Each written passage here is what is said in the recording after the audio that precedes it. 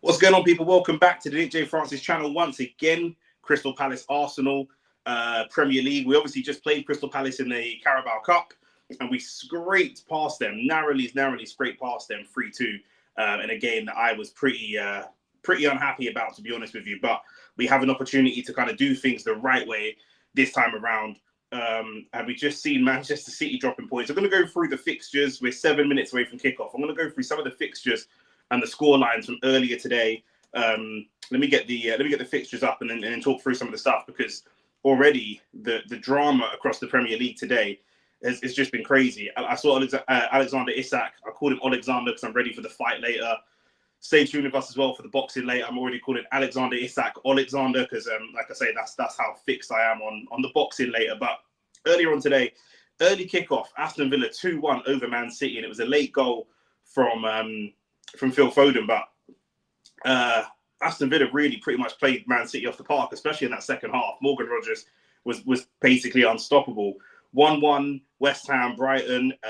Ipswich lost to Newcastle 4-0, and I think Alexander Isak got a hat-trick, and 2-0 Nottingham Forest over Brentford, at Brentford as well. So, like I say, some big drama already. In terms of the Arsenal game, we'll go through the lineups of both teams, because there's a bit of a shift in Arsenal's team. We are going David Raya in goal, Duran Timber at right back, Gabriel and Saliba centre backs, which is good, really positive. Miles Lewis-Skelly starts at left back, which I'm happy about. Thomas Partey starts in the 5. Very happy to see that as well. Get him starting. Ødegaard and Havertz drop into the midfield. Jesus starts up top with Martinelli and Saka. Now, we'll have to see. I think that there were moments where Arsenal's midfield in the midweek were struggling a bit. Sky Sports just showing some of the highlights of that game. I think Jesus got a hat-trick, so he deserves to keep his place. He deserves to keep starting games and keep getting minutes. And he's a form player, right? You know, when he's in form, you want to capitalize on that form as much as possible. And look, when he's struggling, obviously, you know, he's struggling. But what you have in Jesus is someone that is an informed striker. Kai Havertz is on the pitch as well, who can get goals. He's our only, I think, upwards of 20 GA in this calendar year player. Even though his performances aren't great, he can be very effective. And I think that they have quite a physical team. And I think actually bringing him in a way, Rice is strong, but doesn't really use his physicality. He's more of a technical player, where Kai Havertz is someone that will use his physicality, and I think that could be really beneficial for us. Kieran Tierney, Kivior on the bench, along with Trossard, Marino, Rice, Calafiori on the bench, which is positive. Jorginho, Ranieri. So we've got some decent. I think that's not a terrible bench. Calafiori. And Calafiori, we've got 3 left backs on the bench. I mean, that's just insane. But Calafiori, Kivior, and Tierney, options off the bench, not terrible for late game. Jorginho, Rice, Mikel, Marino, all in the midfield, and then we've got kind of Ranieri and Trossard, who are more attacking options. A reasonably balanced bench, I would say. In terms of their team, very similar, but not entirely similar. Tariq Mitchell and Klein at wing back. Lacroix, Richards, Guehi, centre-backs, Henderson in goal, Hughes and Lerma, Kamada and Sarr, and then again, Mateta. And we'll see how Mateta can deal with being up against Gabriel and Saliba versus being up against Kivior and Tierney, because, I did say straight away last game that Jakub Kivior is pretty much going to struggle, in my opinion, of any striker who is big, strong, physical, and uses their strength. And that is pretty much exactly what happened. Sorry, 1 second. That is pretty much exactly what happened. I think we conceded 3 or 4 minutes in. They put 2 balls over the top against Tierney. One was against Tierney, went straight through him. One was against Kivior, went straight through him again. And then Mateta was straight in to score, and we were 1-0 down pretty early. And that kind of shook us and made us a bit nervous. And, look, it's a cup game. We're going to rotate. I understand that. But performances like that, what does that do to Jakub Kivior being in this team? I don't know that he can stay in this team. There's talk of him leaving in January. Napoli apparently interested, and it's the Premier League here. We're going to come up against big, strong, physical strikers very often. Ivan Toney's just gone to Saudi, but there was a time, you think of the Premier League and you think of Toney and Watkins, Harry Kane and Lukaku used to play in this league. Today you've got Haaland, obviously Mateta, Wissa at Brentford. There's a lot of big, strong players here. And if you can't deal with that physical side of the game, it's going to be really difficult. And I also feel like the physical side of the game is a side of the game that you can't really coach. You can't coach or manage that, right? You could work on someone's passing and training or whatever. You could work on, I guess you can work on them getting stronger in the gym, but your opponents are also getting stronger in the gym. So I don't know if that always necessarily works. So, it's a difficult one, but, up against these types of teams, I think he's always going to struggle. I predicted 3-1 last time. I thought it was going to be more comfortable, to be honest. Today, I'm going to predict 2-0. We have, I think we're going to be a lot more relaxed. I think we're going to be a lot more composed. I think that game felt like it was high stakes because we're a bit behind it in terms of the Premier League, but actually we're only 3 games away from winning the Carabao Cup. Obviously, we've got I think Newcastle. We've got in the semi-finals. We've got 2 games against Newcastle in the semi-final, and Tottenham have Tottenham got Liverpool. So there's a potential North London derby final, but if we can get through Newcastle, then we'll be at the final when it's a straight shootout. And on any given day, I back us in a cup final. We're not a team that I quite back as a 38-game league. I don't really back us.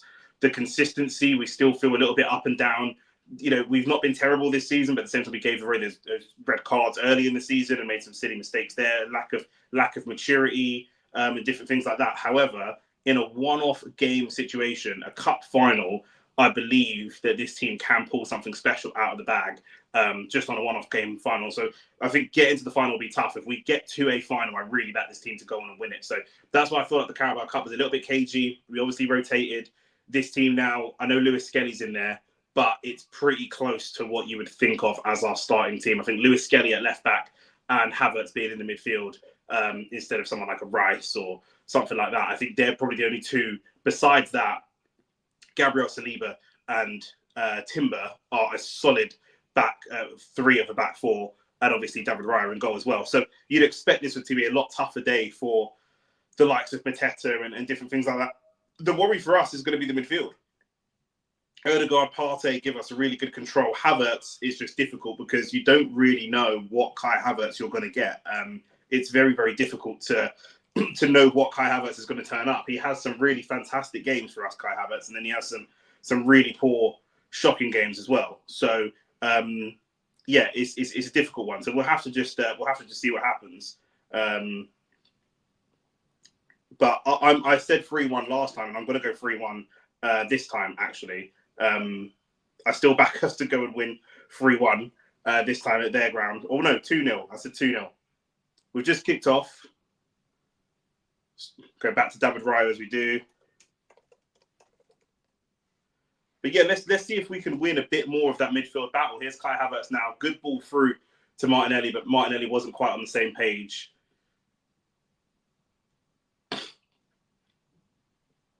Big talk about here's Mateta up against Gabriel for the first time.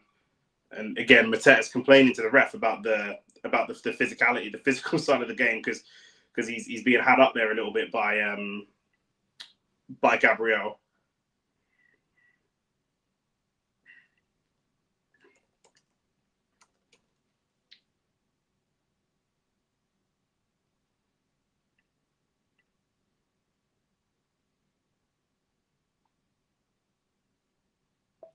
The midfield seemed to come under quite a lot of pressure.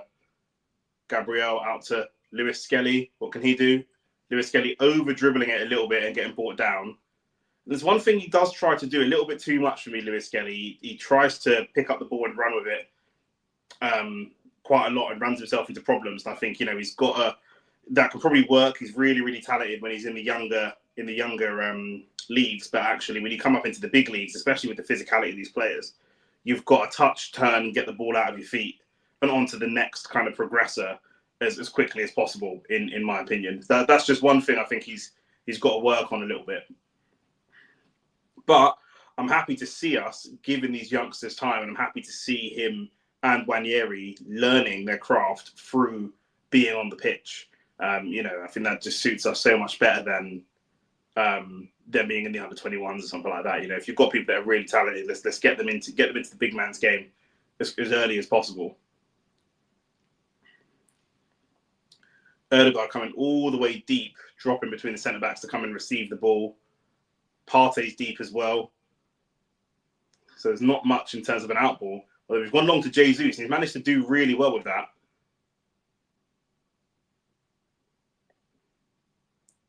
And again, talk about the physical side of the game. That's not the part of the game you normally associate with Gabriel Jesus. He's not a big, strong target man. You know, when you're going long, you want Havertz up there more than him. But he did well there. And their centre-backs are who? They've got 3 centre-backs, right? They've got Guehi, Richards, and Lacroix. They're all pretty strong. I was going to say, is there a weak link that he can target and try to hold up? But I think they're all going to be too strong for Jesus to hold off on a consistent basis.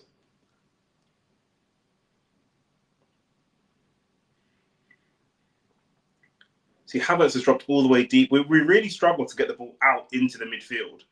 You know, our centre-backs have a lot of the ball. Ødegaard drops deep. A second ago, we saw Havertz dropping deep. Partey sits deep naturally. Jesus even came deep a second ago to receive the ball. So we're all coming to the ball, and we're just struggling to get the ball into midfield. Partey is probably the most obvious person to receive the ball on the half-turn and get us going. And I think that's what we lack with... I think that's probably some Arsenal's frustration with Declan Rice. You pay £100 million for a player, and he can't just receive the ball on the half-turn and get us going. He's not really a transition person. And he's not... You know, if we look at his performances last season, he's really good when he's got space. But in tight spaces, he can't find space. He struggles to get us into attacking phases of play. You know, so there's a little bit to be desired from Declan Rice's game at the moment. Like, you know, he's not starting here today, and no one's really... People are a bit confused by it, but no one's really concerned from a player perspective like you're concerned when Ødegaard doesn't start or when Gabriel doesn't start. You know, there's not that same level of concern when Declan Rice doesn't start.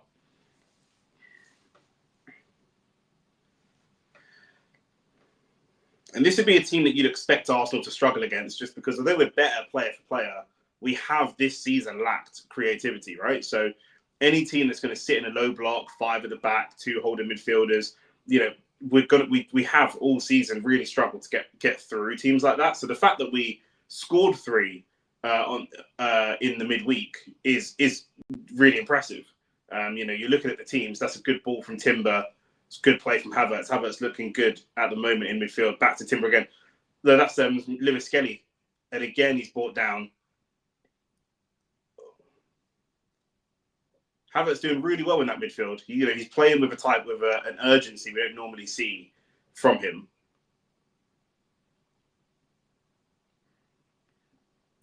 And Lewis Skelly was the one, he received the ball in like in between 2 or 3 players and managed to just... Ødegaard will take the free kick, managed to just receive it on the half turn and get us going pretty quickly. Free kick taken short. Martinelli looks up for it, just in his body movements, very direct. You know, I don't know if he saw the quotes from Thierry Henry about him in the midweek. Thierry Henry said his best attribute is his pace, but he doesn't use it. He doesn't really, you know, look to run at people very often. Saka with a cross into the box. Jesus back stick. It's 1-0 already. Gabriel Jesus. Saka, I don't know if he'll get the assist. The ball goes out to Saka. He just puts a cross in. An Arsenal player and a defender from Palace both go for it. They both bump each other out of the way. It falls to Jesus at the back post. The team is running over to him to celebrate. You can see how much it means to him and how much it means to players. They're aware that he's been struggling, but it is already 6 minutes in. In the midweek, it was 4 minutes in and we were 1-0 down. Now it's 6 minutes in and we're 1-0 up. 1-0 to Arsenal already. And it's a good goal, good taken goal from Jesus. He floats all the way out to the left wing. And like I say, Saka just puts this kind of speculative cross in. It bounces off of Gabriel and one of the centre-backs. And Jesus is just there. And I'll tell you what, the reason that's great is because it's not anything really special. But the problem that Jesus has, or the problem we've had with him, is just he sometimes takes too long to shoot. He just stutters a little while and doesn't. That time there, first time, nice urgency, gets it out of his feet, 1-0 Arsenal. And we are off. I did think that this league game would be much more comfortable than the midweek game. That would just given me such a confidence player. And so is Havertz as well. But, you know, you can't When you get a player like him who's feeling confident and he's in the mood and he's up for it, you've got to just use him as much as you can.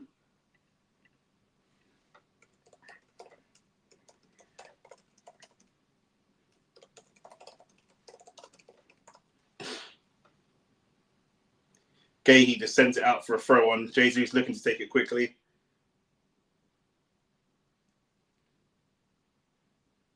And Havertz is going to take it. Is Havertz going to take it instead? Or is this Lewis Skelly's going to take it?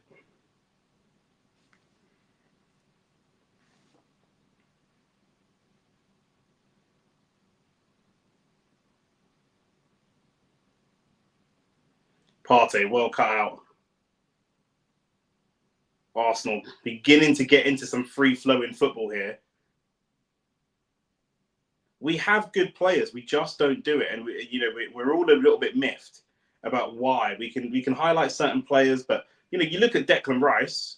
He was so confident, so free-flowing last season, and then this season he's really played within himself.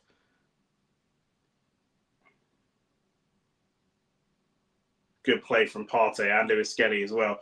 Partey just doing what he's there to do, screening the defence, picking up the ball in tight spaces, and just being a transition person. Receive, half turn, pop it wide. It's so good from him. Ødegaard looks easy. Ødegaard's been caught in a high press. Mateta's trying to run through. Partey with the tackle. And I thought he might have got the ball, but the rest called for a foul. He was just kind of jockeying Mateta and thought about stabbing his foot at the ball a couple of times. Did he get the ball here? A little bit, but you got a lot of the man there as well. It is a foul. Lucky not to get a yellow card as well, just stopping the run of Mateta. He's a long way from goal, I guess. He's got a lot to do and a lot of support around him, so.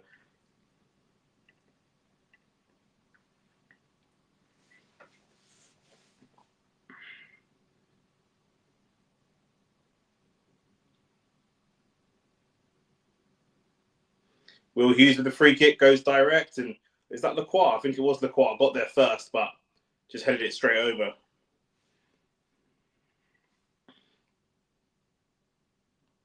Yeah, it was Lacroix. He ran off of Partey.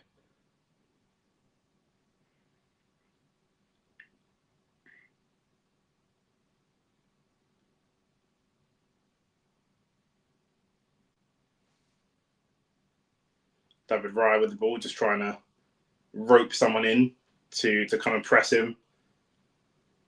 Risky football from Arsenal, but we've been playing this style of football for a couple of seasons now, so we're quite comfortable with it. Oh, David Raya has just played the ball straight to Partey, and Partey's been clamped in a challenge by Will Hughes, and we've nearly conceded there. And I was just saying we got much more comfortable playing that type of football, but this is what can happen. This is the gamble, right? If this is the style of football that you play. The pass wasn't the best from David Raya, but Partey should have probably done better with it as well. Just a little bit of urgency. Timber does really well to just break the press. And Saka, to be fair, that's poor from Saka. Timber's running along the line. He's broken the press. And Saka's so used to waiting for the ball to his feet. He just stands there waiting for a ball to his feet instead of getting down the line. That's something that I think Saka could probably do better, of just being a bit more direct as a winger. It's 1-1. Is that Saar? It is Saar. They're unbelievable. Crystal Palace has just come forwards, and it looks like he's got a couple of players there. And it's a brilliant finish. He just looks up and slots it across far post. And again, when we're attacking, we're not making the most of it. We're getting down the line. Saka's got to get down the line and give Timber an option. Timber's broken the press. He's running straight down the line. And I think it all does come from that. They win the ball back because it's a poor pass that Timber then plays. They play down the line. And Saar has got Saliba right in front of him. Saliba and Partey. And Saliba should do better.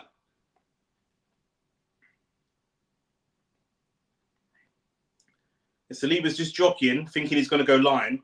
And he just cuts in with a half a step and just plays it blindside of Saliba. It's a really good finish. It is a really good finish. Oh, brother, of course. And then Nathan pops up when it's 1-1. Of course, bro. Where was my man? Where was Nathan when it was the Carabao Cup in the midweek? But as soon as Arsenal concede, man pops up like the boogeyman. But we've been playing risky for no reason. With the football we've been playing, looks just like handball. You know, we're 1-0 up, we're playing free-flowing football, and then we decide to just slow it down and start playing football right on the edge of our own box. There's just no need for it. And we've got caught twice. And I will say, like I said, Timber was bursting down the line. That's 4 goals in 6 appearances for Saar, by the way. He's on fire. But Timber was bursting down the line and just didn't have anything going with him. Saka was there, and Saka just stood there. It is a good finish. It's poor defending from Saliba, to be fair. He's trying to show him down the line, and Saar just says no.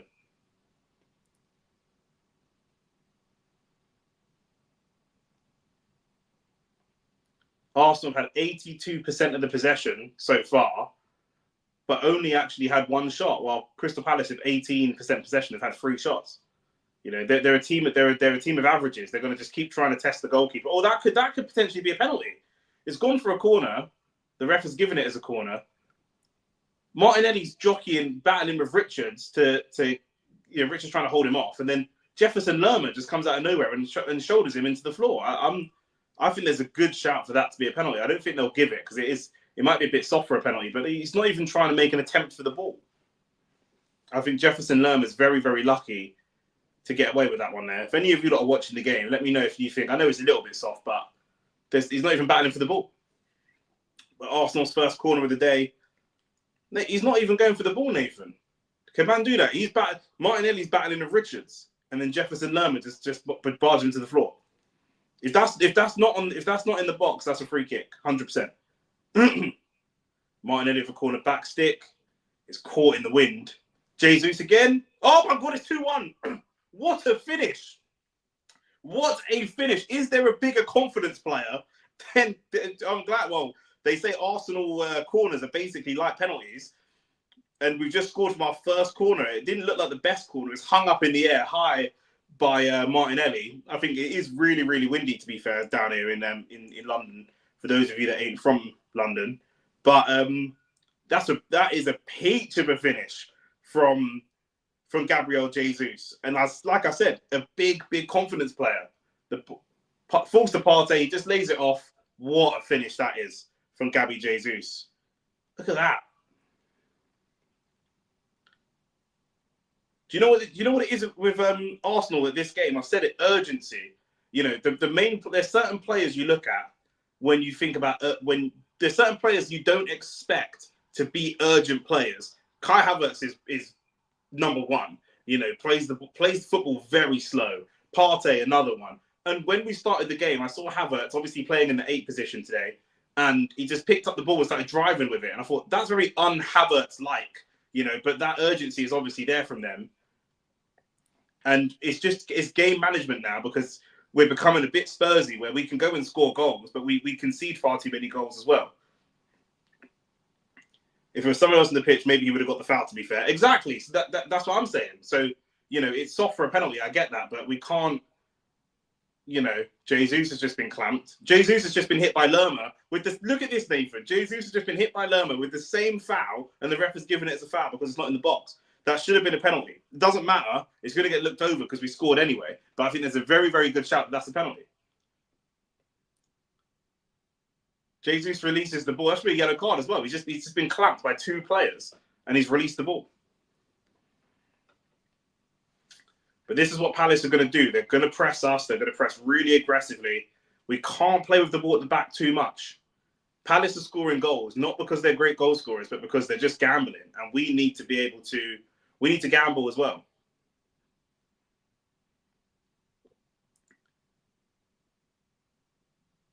David Raya, very nearly caught. He was pressed by 2.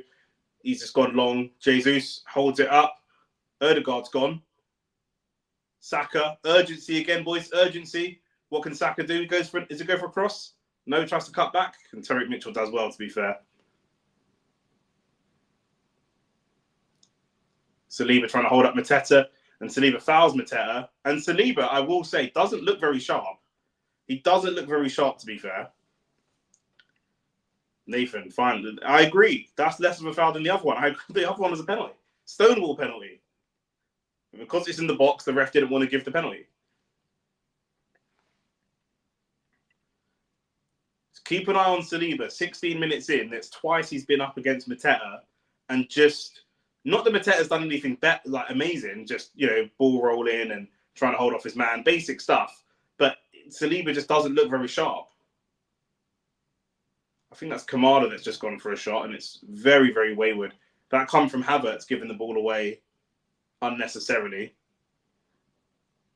Just concentration. Havertz does this thing. He doesn't play a proper pass. He just kind of rolls the ball quite kind of lucidly and then waiting for Partey to get on it. But they're pressing. We can't do any little flick passes and all that kind of nonsense because they're pressing us really, really quick. Passes have to be punched in. Talking and passes and constant talking. Put a name on it. Let people react as quickly as possible. Ref's going over to David Raya. What's this all about?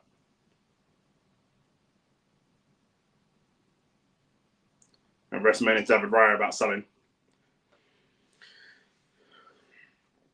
2-1 up, 18 minutes in. Entertaining game for the neutrals already, but we don't want it to be entertaining. We want to be smashing these teams.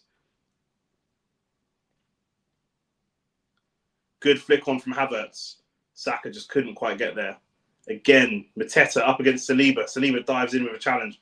Again, Saliba, you can tell he's struggling up against Mateta. That was a good challenge that time, but he obviously felt the need to try to get a tackle in quickly. Could have flu or something. Yeah, potentially. Just you can see it like he's just not quite. That tackle was good, that last one, but he went to ground, which Saliba doesn't normally go to ground very often. Gabriel is maybe the player you think of going to ground a lot, but he just looks just a little bit not quite as sharp as he normally would. And to be fair, he's come back from injury as well, right? So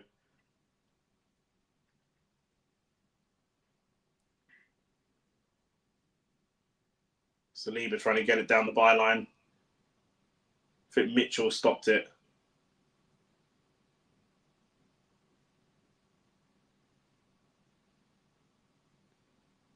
We need to sort out that right-hand side and start getting Saka into the game a little bit. I think Saka likes the game when it's a little bit more controlled. That's where he thrives. And sometimes when there's chaos, he's not really a chaos type of player. That suits maybe some of your less technical players. That's going to suit someone like a Havertz or even a Martinelli better because it's a bit of a rock and roll basketball game. And Saka can do well in that game, but he'd rather things be a bit slower, a bit more controlled because that's the kind of player that he is. We've got to get him working into this game. They go long. Saliba, good header. Saliba makes the mistake, just like I said.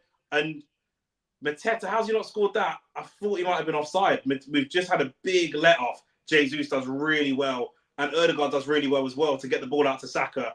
What can Saka do now? He's doubled up on. Gets the ball across the box. Flicks. Oh, I tell you what a game this is. And again, like I say, it was Saliba that gave the ball away. I said, keep an eye on him. He doesn't look great. He gave the ball away. And Mateta was in for a shot. David Raya makes a good save. We go straight up the other end with a lovely Jesus coming deep and doing a little flick to Ødegaard. Ødegaard flicks it straight on to Saka. Havertz now. Again, Havertz, normally someone that slows the game down. He's keeping the game flowing. He slowed the game down that time, to be fair, but Saka is down with an injury, with a knock or some sort of injury, and Jesus is going to kick the ball out.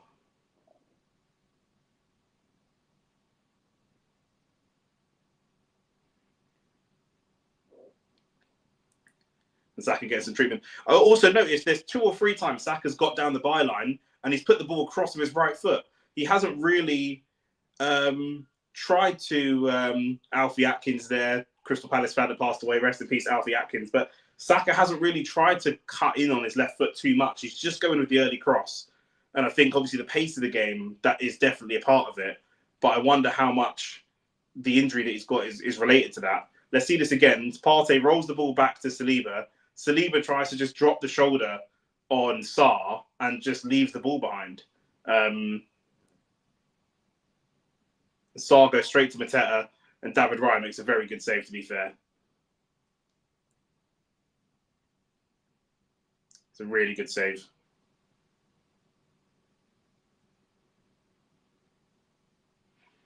We got away with one. Saar at home since February 24th has got 14 goals from 14 starts. He's scored in every home game since February. What a stat that is.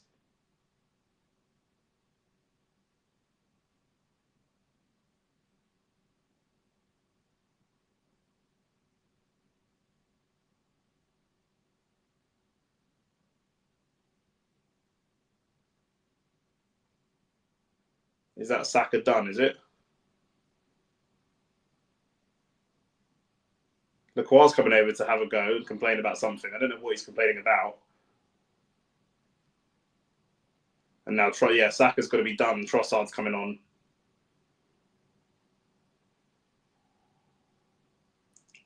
Not really what you want to be seeing, but again, to be fair, for this type of game, for this type of rock and roll basketball game, Trossard could not be a bad shout. He is a little bit more goal urgent than Saka is. Again, if this, he'll take more shots that are like half chances, and he'll gamble a little bit more. It's the midfield that I'm worried about. The midfield just doesn't have a huge amount of protection. It's got Partey in there, but in terms of from a defensive perspective, I'm not sure what we've got. Havertz and Ødegaard, they just don't really make me feel very confident without a Rice or Moreno.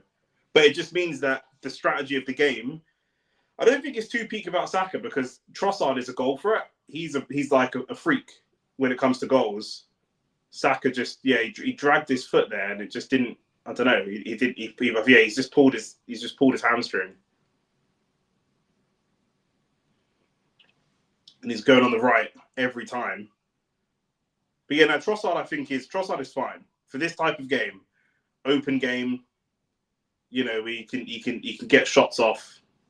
I don't mind it. Lovely play from Partey. I think Timber there got a cross away, but nobody was really in there. Mateta again, just a nightmare player. Mateta holds off Saliba, then holds off Partey as well. Now Martinelli's gone to the right and Trossard's gone to the left, which makes sense.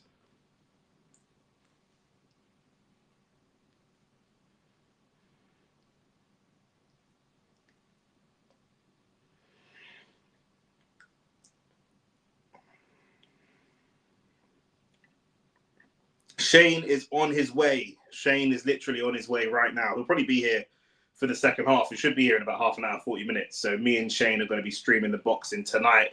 Alexander Usyk versus Tyson Fury, of course, in the rematch. Saar takes another shot, speculative shot, and it's hit somebody in the head.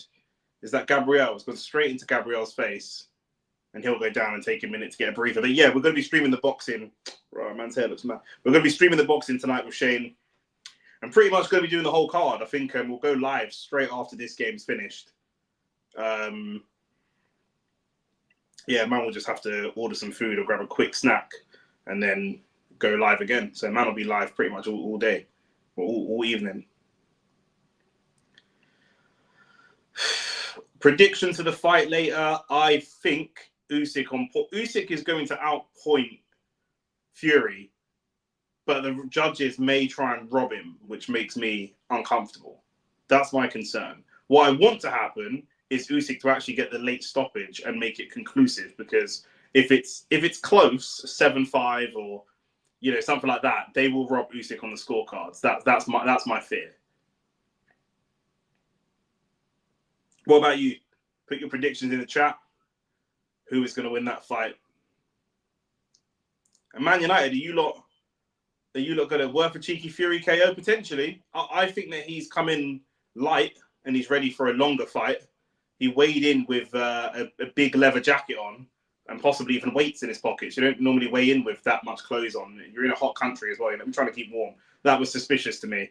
I think he's trying to play mind games where he's saying he's going to come in heavy and walk him down and try and knock him out. And I just think it's bullshit. Arsenal under the cosh a little bit from wave after wave. It's like Call of Duty Zombies. It's wave after wave of attack from Crystal Palace.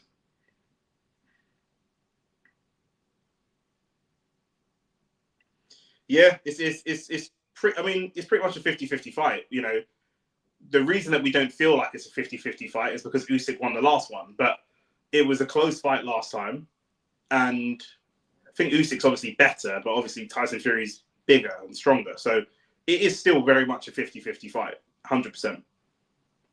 If somebody tells me they think Fury's going to win, I'm not going to tell them they're delusional. Will Hughes digs out a cross, and Mateta, well, it doesn't get to Mateta, it's cut out. This is what a good number 9 gives you, by the way. Look at the confidence. David Raya gathers that cross as well. Look at the confidence that Crystal Palace have. Crystal Palace are not a team that are really famous for playing great football or being very good attacking-wise. But they've got this number 9, and the whole team is pretty dedicated to just getting him the ball. And if Arsenal had a number 9 that we felt really confident in as well, I think that would just take us to probably 2 levels above where we are now. You know, we put the ball into Jesus and it's speculative. Today he's on good form. Havertz is on good form. Obviously, Havertz sometimes, you know, he hits good form sometimes, but we don't have a number 9 that we really feel like people have got an Isak or a Watkins or a Haaland. You know, we don't really look at any of our strikers in that way. And that's what it is. If we get a proper striker, that's the difference. We never come off the pitch having not won and look at our strikers as any of the responsibility. We look at Ødegaard and say, what did you do today? We look at Saka and say, what did you do today? You know, but we never really look at our strikers because we just know that that's not the level of striker that they are.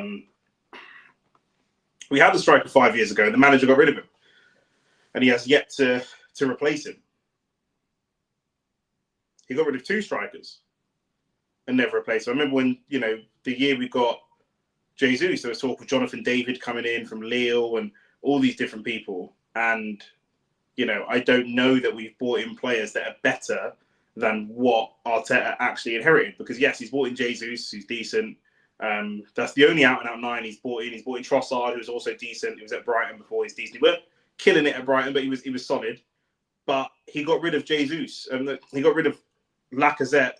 Miles Skelly's just giving the ball away. Kamada's coming forwards. Now Sarr. And the cross is poor. And David Raya gathers really well. David Raya is having a really good game. I know he's conceded a goal, but the goal he conceded was brilliant. But the players that Arteta's brought in, are these players better than Lacazette, Aubameyang, Nicola Pepe?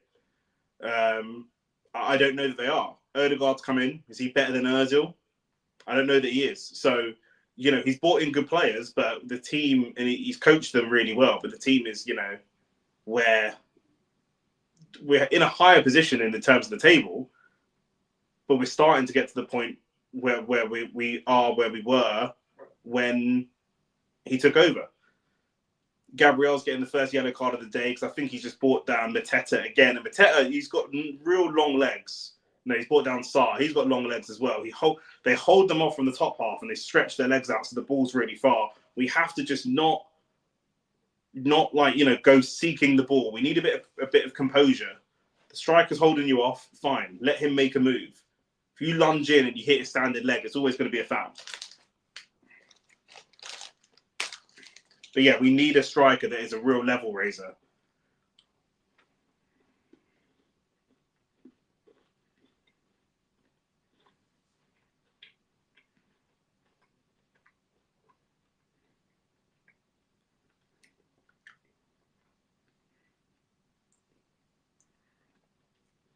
Yeah, 100%. There's a couple of times that we fouled Mateta or Sarr, and we don't need to challenge. They're not going anywhere. The centre-back that's got him, you hold him up. The players that are next to you, they support. If he tries to roll you, he's going to run into one of the supporting players, and then he's going to have to pop the ball off. Do you mean? Let's not overcommit on these challenges. We don't need to overcommit on these challenges. It just looks a bit nervous. Obviously, we played these in the week. We won 3-2. We're only winning 2-1 now. You know, it just looks a little bit nervous to me, the defending.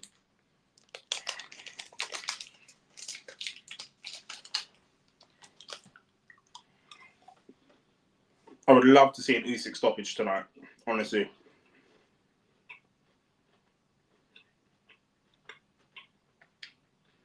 It could genuinely go anywhere. It could. Either person on points, either person stoppage. Any of those predictions are not outrageous. Jefferson Lerma with the throw. Saliba gets there first. Is that a corner? He does go for a corner.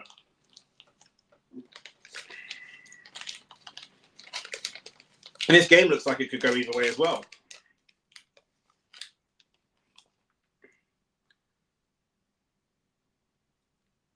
Yeah, it is a corner off Partey.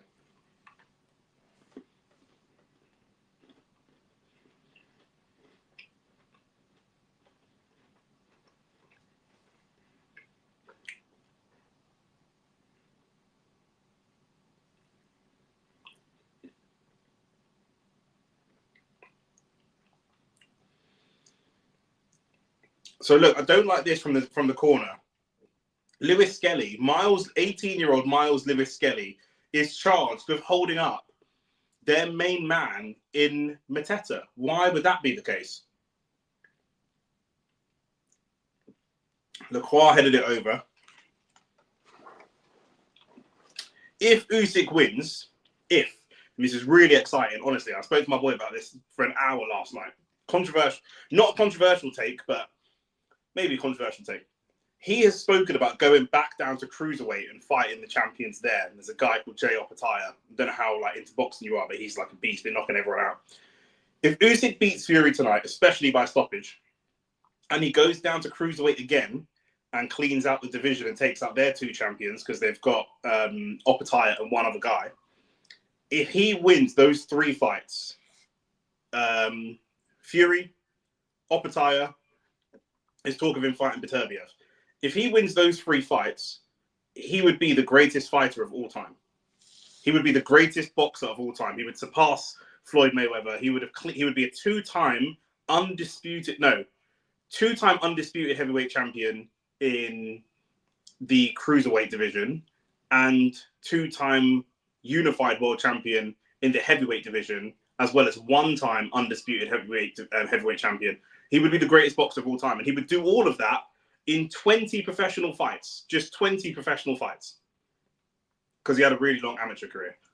He's also an Olympic gold medalist with 300 amateur fights. He would be the greatest boxer the world has ever seen if he could achieve that. And that we are potentially 3 fights away from that. If he wins those 3 fights, he'll be the greatest boxer the world has ever seen. That's my take. And he would have fought everybody at their best, in their primes, the toughest fights. When he went to heavyweight, he had 1 easy fight against Chaz Witherspoon. The rest have all been killers. Straight into Derek Chisora, straight into AJ, straight into Fort Dubois, straight into the top guys constantly.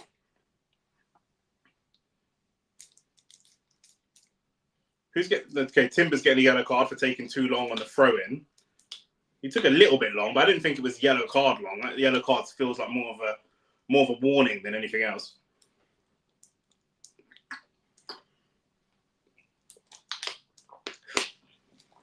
Or there's a mistake here from Crystal Palace. Jesus could be in. Lacroix's on his shoulder. Oh, Lacroix makes a really good challenge for that ball. He makes a really good challenge for that ball. But that was a great touch and go by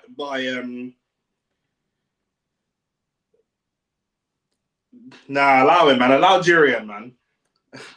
Don't be a hater, man. That was a great little touch and go by Jesus.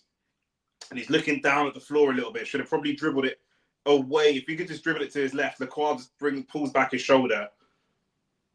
I've just seen Nathaniel Klein. I totally forgot Nathaniel Klein was even playing still.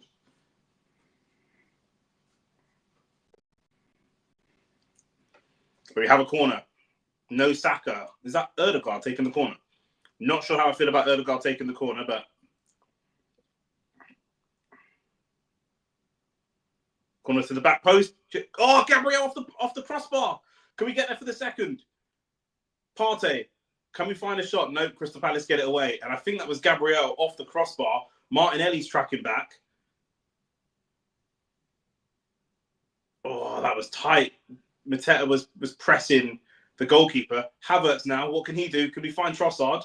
He can.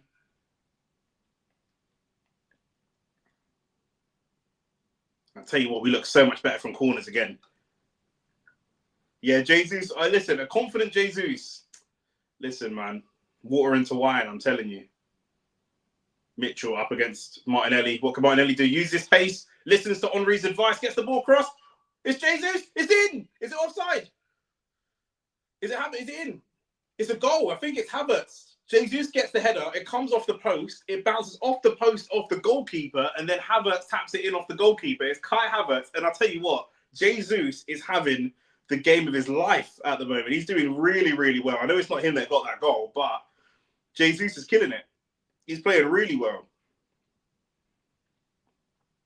Let's see this again. Martinelli. Dummies. Mitchell's been preparing for Saka. Now he's up against Martinelli. He just puts the cross away. Brilliant cross. Havertz is onside.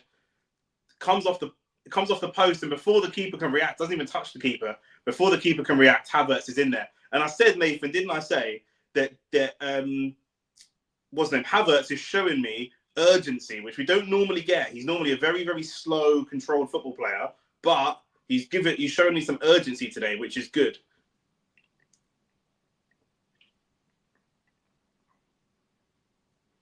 (3-1) Arsenal. Nah, it didn't go out. The other ball didn't go out. They come off the inside of the post. Yeah, footballers always think they're the guy. Do you know what I'm saying? But you know what it is? Yeah, it's Gyal, innit? Gyal loves status, innit? So it's just like, this is what it is. Once man get, like, I know a couple man, yeah, that I went to school with who were nerds, yeah? And they went to uni and they like rebranded themselves. And when I went to visit them at uni, I was walking down the street and every gal was like, hi, to walk to this guy. I was like, bro, do these gal know that you're a neek? Like, back in the end, you're a nerd. Like, man was like, nah, bro, man just reinvented themselves. Uni's a wild place.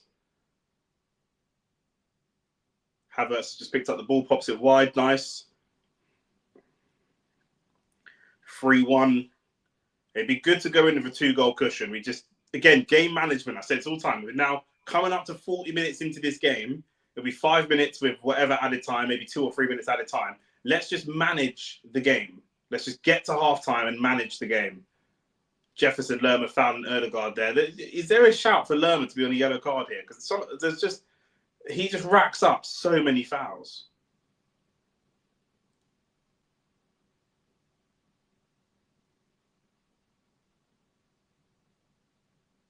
Gabriel looking dangerous from corners again. Just come off the crossbar.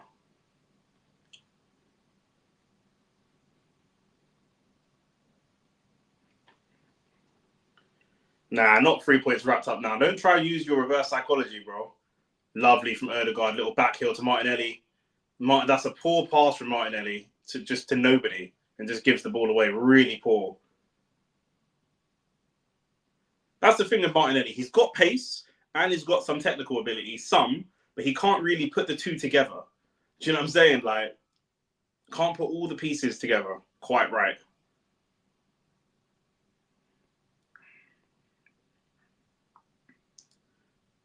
I'll be surprised if we don't see a Merino or Rice in the second half, because I do feel like Havertz is doing well, but we may need a bit of protection. Certainly from like 65 minutes on, if we're still 2 goals up, maybe even 3 goals up, you know, we just need a little bit more. Eze and Guehi is on the bench for Palace as well. He obviously came off the bench and scored against us in midweek. Now we're playing big Crystal Palace, blood. Do you know what I'm saying? It's a London derby. Do you know what I'm saying? And do you know what is, yeah? They got the mighty Eze and Guehi on the bench, innit? So, you know what I mean? It's got to be steady.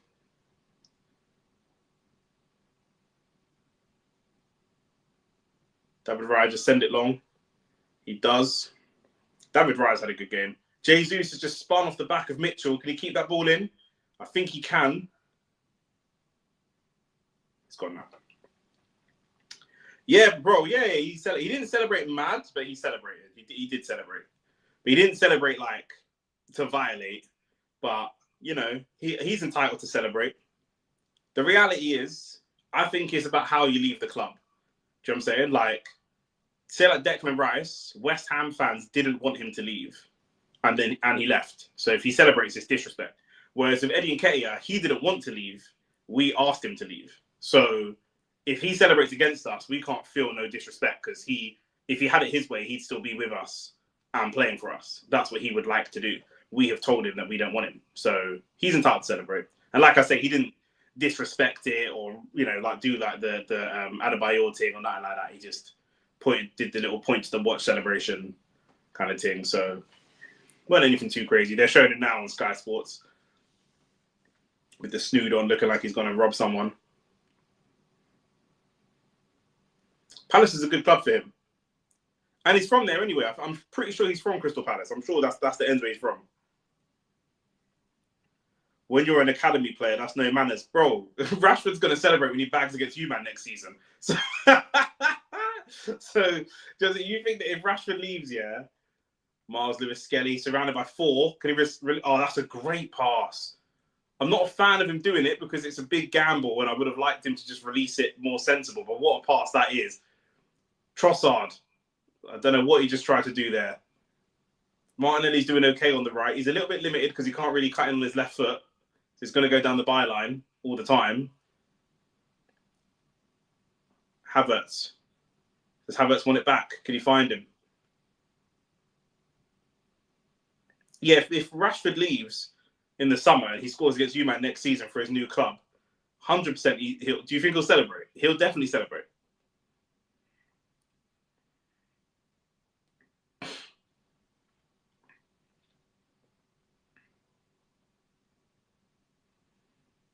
He wouldn't. Oh, whatever, bruv. You're delusional, bro. Look at the way he's talking. Look at the way he's treating you lot now, and he's still at the club. He's basically, he wants to bounce, and he's an academy product, and he wants to leave. Come on, man. He didn't even like your club.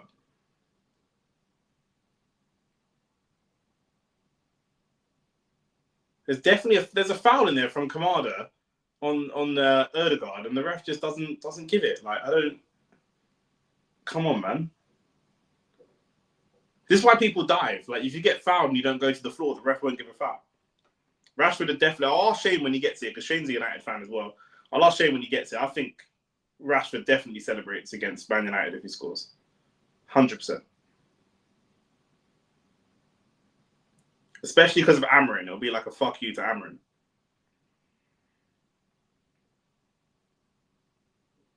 Five minutes added, as expected. 5 just feels long, but whatever. I'd say since going 3-1 up, we've managed to keep the game mostly in their half. I'm sure they're going to try and change that now. Jesus playing really, really well. The pressing, the intensity, everything. And when he's on this kind of form, he could probably bag again, to be fair.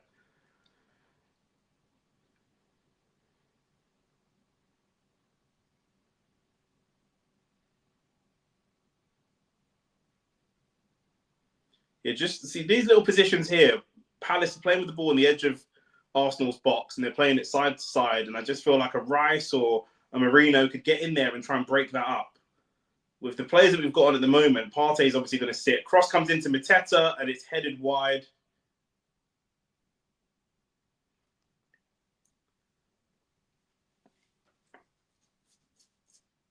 Yeah, Gabriel and Saliba, especially Gabriel, he's just not going to allow Mateta to settle into his kind of physicality. He's just going to disrupt him.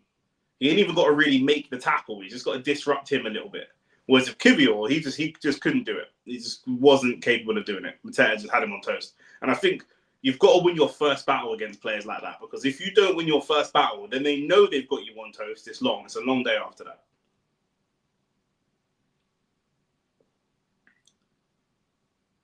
Havertz out jumped by Lerma. A little bit of a face to face there from Havertz and Lerma. So we've got to keep an eye on that. They both do have... Havertz don't really have a bad temper. He's a bit of a shithouse,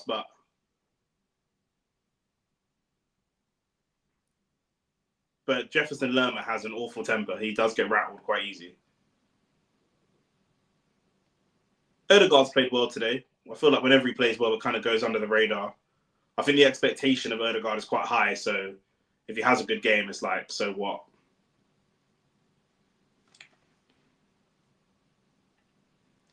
Yeah, 100%. It's confidence, isn't it? It's confidence. Once you know, also, do you know what it is, when you're playing football against someone, yeah, it's also like knowing their pace. Once you breeze past someone and you know that you're quicker than them, that's it, bro. You're just gonna run. Like, I know I'm quicker than you, or I know that the defender, once he gets cooked, that's a great pass from Trossard. Ødegaard, Martinelli for the shot. Could he go for a shot? It's across the box. Martinelli tries to go for a shot again. Ødegaard, no goal. It's a good opportunity though. Arsenal should have probably turned that into a goal. Good pressing from Saliba. I like this. I do like this a lot. This is a great pass from Trossard. The reason I say it's a great pass is because it's just not a pass that most people would play. Martinelli, I don't know what he just did there. I really don't know if that was a pass or a shot. It looked like he was almost passing it back to the goalkeeper. It didn't really have any of the power of a shot. I don't know if he's trying to play it across the box or what. And I think, are they looking at that from Tyreek Mitchell or no? I don't know if they're looking at it. Fine. But yeah, football's so much about confidence. So much about confidence. Once you know you got somebody, it's over. It's a long day. Havertz cuts out an intercepted ball in the midfield. Havertz still going, takes on one. Couldn't get past Lacroix. And it looked like Havertz was just teeing up to release that ball to Jesus as well. Just teeing up to release the ball. But Lacroix just got there. Man like Elise, he's in the crowd as well. Brother, everyone's here, man. It was Christmas. Everyone's in the ends. Man should go out tonight, blood. Everyone's here, bro. Wilfred's here from Saudi, and Elise's here from Germany. He's killing it in Germany as well. Straight ball over the top to Saar. That's a good touch to bring it down. Crossed in. Arriving. Yeah, Lerma was arriving, but the header was just straight at David Raya. And that's okay. We pretty much soaked up the play since we scored that third goal. I said game management. We've done that relatively well. I think that this is the only chance they've really created since, so I can't complain too much. Are we going to get time to do one last attack? Havertz. No, we're not. That's it. That's the half. Half-time, 3-1. And let's talk about the Premier League generally, yeah? Like, at what point, this is going to sound crazy to say, yeah? We'll go through, like, the stats of this game. We should go on to win this game. We had most of the possession. They've still had more shots than us. Both teams have had 3 shots on target. They've had 9 shots. We've had 7. We've had most of the possession, most of the passes, all that you'd expect. We do also have 2 yellow cards, 2 corners. We look back to being a goal threat again from corners, which is really good. And if it stays like this, we'll only be 1 point behind Chelsea and only 3 points behind Liverpool. But Liverpool have 2 games in hand. But still. So we're in a good place right now. I'd expect us, like I said, at some point in the second half to look at Rice or Marino to come on, just to shore up that midfield. I feel like the midfield is just a little bit light in terms of physicality, in terms of battle, in terms of winning second balls. I will say Havertz is doing a good job. His job is to obviously win headers from the goalkeeper, interceptions, and win second balls. He's doing a lot of that. What he then does when he wins the ball is not amazing. He just kind of doesn't really turn it into anything too often. So that's where he needs to improve in the second half. But, I'll be surprised to see him on for the full 90. I think we'll probably see Rice or Marino come on. With regards to the earlier Premier League matches, Manchester City, I watched that game. First half, City did okay, but they were 1-0 down. Second half, they got cooked. They got absolutely torn apart. Morgan Rogers put in another masterclass performance. And City are now like, I don't even know how many games, they lost like 7 games in a row or something like that. Like City are getting smoked. At what point do Manchester City start talking about or considering sacking Pep Guardiola? It sounds insane. I'm just going to look at City's results. They lost all their results. Let's go here.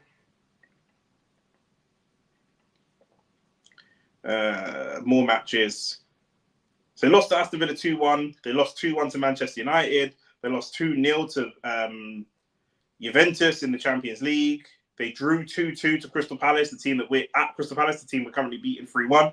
They beat Nottingham Forest 3-0. They lost 2-0 to Liverpool, drew with Feyenoord in the Champions League, lost 4-0 to Tottenham, lost 2-1 to Brighton, lost 4-1 to Sporting, lost 2-1 to Bournemouth, lost 2-1 in the EFL Cup to Tottenham, and then they beat Southampton 1-0. So 1, 2, 3, 4, 5, 6, 7, 8, 9, 10, 11, 12. One win in 12 games.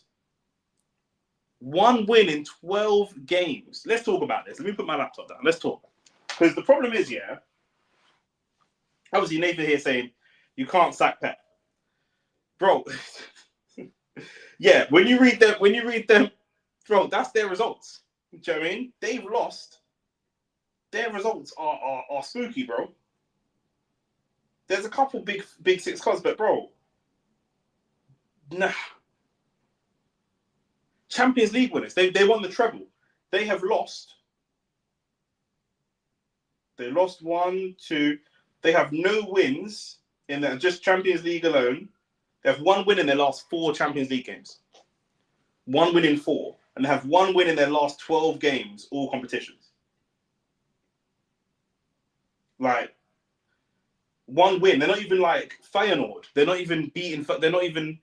They're drawing 3-3 to Feyenoord. So even when they do go to Feyenoord and score 3, they're conceding 3.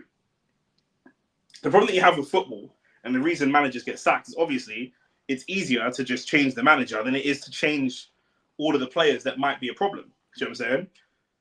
Obviously, Pep is Pep. Do you know what I'm saying? Like, he's a great manager. He's one of the all-time greats in terms of achievements. So it sounds mad. But what players need to change? You can't change 8 players.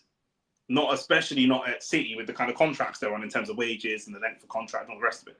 So if you need to make a change quickly, you have to look at the manager first, because that's only one person. They've got Jack Grealish there, which is like £100 million cheerleader to me.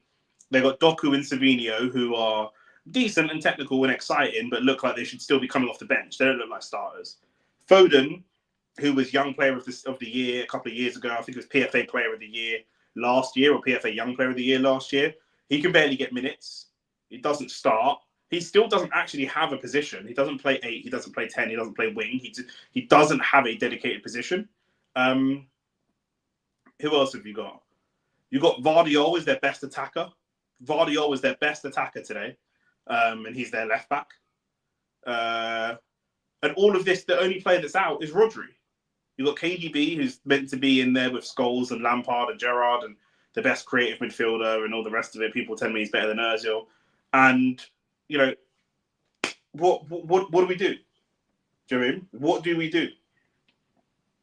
If they lose against PSG, potentially they'll be out of the UCL. Yeah, they might not get, bro, they might not win a trophy this year. The only trophy they've got, they're still in, would be the FA Cup. They're out of the title race. If they lose to PSG, they're out of the UCL. And they are out of the Carabao Cup. So the only chance of them getting silverware, realistically, would be the FA Cup. Now, look, you can take a season off.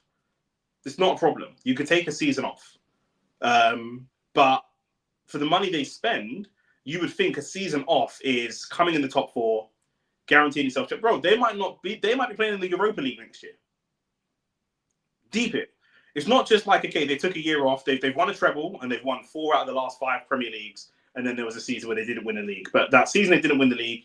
They came second. They were in the FA Cup semi-final and, you know, Champions League round of 16 or quarterfinals against Real Madrid or something like that. No, we're talking not getting out of the group stage. I know it's the new format, but not getting out of the group stage, not qualifying for Champions League. Do you mean getting knocked out by Tottenham out of the Carabao Cup, and then whatever happens in the FA Cup happens in the FA Cup? That's mad. Like, you could have Haaland and Grealish and Phil Foden and who else? What other like market? Rodri, Ballon d'Or winning Rodri, Haaland and Ballon d'Or winning Rodri could be playing in the Europa League next year. Has that ever happened before? Has a player ever won the Ballon d'Or and then played in the Europa League the following year? Because their man ain't looking like getting top 4. They're like not looking like, but they might not get top 4.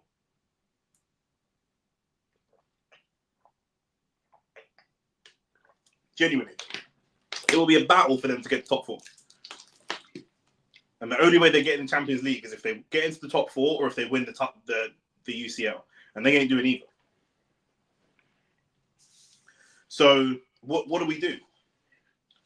Grealish is, you know, I'm a full-time professional Grealish hater. For me personally, like I hate Grealish. Everything about him, everything. The beer drinking lad culture, the haircut he's got, the fact that when he was at Aston Villa, he got the biggest modelling contract with Gucci that a footballer's ever had. He wasn't even at a big 6 club yet. It's like I don't get it. You know, this narrative that he's the most fouled player or was when he was at Aston Villa, and that for some reason made him really good. I've never heard that statistic ever attributed to any great footballer ever in my life. I've never heard that from Ronaldinho or Neymar or Messi or Ronaldo or any of these guys. You know, I'm always wary of players when people start making up a fresh new stat for you. Do you know what I'm saying? Saka's the best goal contributor of corners between the 70th and 83rd minute. Bro, when we start making up statistics for players, yeah, that's when I get suspicious. Do you know what I'm saying? I get so 100 million pounds for Jack Grealish. Getting away with murder. Getting away with absolute murder. Especially when you compare his treatment to like how Marcus Rashford is treated. Rashford went to a basketball game and they were attacking what he was wearing. What he was wearing, bro, okay, some English man have got no swag. What do you want to do? Do you know what I mean? Like, I criticize Rashford for not training or for going to the nightclub or for whatever. All of that is fine. When you start getting into what a man's wearing, it's long. They did the same thing with Dele Alli, and I don't even like Dele Alli. But Dele Alli, as soon as he went to Everton and he pulled up and he was in like Off-White and Gucci and that, and they were like, oh, you know, is this how you pull up to a club? But it's like, bro, what are you talking about? Like, what the criticism is mad. How Jack Grealish doesn't get criticised or just skates under the radar, and the whole discourse around him is crazy to me. It's crazy to me. You know, he is borderline shit. He's not shit, obviously, but he's borderline shit. Like he's close to being shit as a player. Like he's there or thereabouts. Do you know what I mean? So you think there's no chance? Like, how bad could it get? They should turn things around. Do you know what I mean? I'll say that because their next 4 games are easy. Their next 4 games are Everton at home, Leicester City away, West Ham at home, and Salford City in the FA Cup. Like, if you can't get 4 wins out of 4, do you know what I'm saying? I think like they should win all 4 of those games. Surely, if they lose any of those games, it could be a problem. Everton, who are awful. West Ham, who are whack. Leicester City, who have just been promoted. Like, and then Salford. Like, come on, bro. Like, what are we doing? Do you mean? Man City are currently 6th in the Premier League. 6th in the Premier League. Behind Nottingham Forest and Aston Villa. 27 points. They're only 1 point ahead of Newcastle. And by the way, Bournemouth have a game in hand. If Bournemouth win their next game, Man City will be 7th. Who's Bournemouth's next game against? Let's see. Oh, it's you lot tomorrow, Man United. Bro, if you lot lose to Bournemouth, well, not only are you lot shit, and you lot a whole other conversation, you lot 13th. But if Bournemouth beat Man City tomorrow, they'll jump ahead of them. Man City will be 7th. Do you mean? They won't even be in like Europa places. They're fighting for Europe. You know, and their next like 3 games, West Ham is 14th, Everton is 16th, and Leicester is 17th. Do you mean? They're playing 3 relegation candidates and Salford, who are probably like League 2 or something like that. Surely, if he loses 2 of those 4, he's got to get sacked. Surely, like, no one can be like this, like, you know, bulletproof. Do you mean? Grealish hasn't scored in over a year.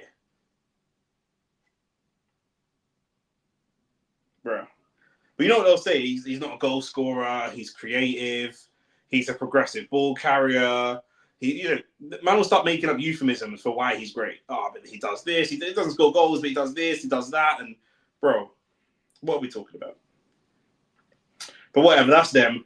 On our game, I think we've been saucy. I'm not gonna lie. Gabby Jesus scored in the 6th minute. Saul scored in the 11th. Then we scored again in the 14th and the 38th. I think that we've looked good. I said earlier in the season that where we look bad, sometimes we come into games as Arsenal and we do everything we can. There's an advert on for Usyk versus Tyson Fury, and obviously we're going to be live for that later tonight. But when we come and play Arsenal this season, and it looks like our game plan is to focus on controlling the game, we typically struggle to then control the game. We really struggle to, we've regressed as a team. Let's be honest. We've regressed as a team. We used to, at our peak last season or the season before, we would control the game and bop teams with goals. We control the game and pop someone 4-0. Now, we can either control the game, but we really struggle to score. And then if we concede a free kick or something like that, then all bets are off. Or we just go out there and score goals. And we just say, give a fuck about controlling the game. Who cares? Throw the baby out the bathwater, go and get me goals. And that's where we've gone and smoked teams, the 3s, the 4s, the 5s. And we have done it. And it's never looked aesthetic. Do you mean the games that we've played, where, in my opinion, where we scored the most goals and we've smashed teams so far this season, we've always looked on edge a little bit. Do you mean? We beat Man United 2-0. That was a fairly, that looked on edge. That was a sort of on edge performance. You wouldn't even really say we dominated Man United that much. We beat West Ham 5-2. Didn't really dominate them that much. It was fairly close. Actually, no, we dominated them for a long period, and then they had a 10-minute period where they came back. Nottingham Forest 3-0. I'm skipping the cup games. We lost 2-0 to Bournemouth, obviously. We beat PSG 2-0. That seemed close. We beat Leicester City 4-2. That seemed close. We're not really controlling games in the way that we used to control games, but we are able to go and get ourselves results. Logan, yes, we are doing a watch along for the fight. So straight after I'm finished this, Shane will be here soon, and we'll get into the live. We're gonna do the whole card, break down everything. But yeah, we'll be here, bro. So lock in for that. Big love for that. He had the best defense last season, and he goes and makes it even more defensive this year. We have the best defense this year as well. There's a video breakdown by an Arsenal channel called A Different Knock, which you probably don't have any interest in because it's an all Arsenal channel. But still, we still actually have the best defensive record this year for a bunch of different metrics. We're just getting ready for the second half. I still feel like, again, Merino is okay. Merino, I said, he understands the 8 position perfectly. His movement is incredible. His decision-making is very good. He understands what that role is. He just isn't technical enough to execute it. Do you know what I mean?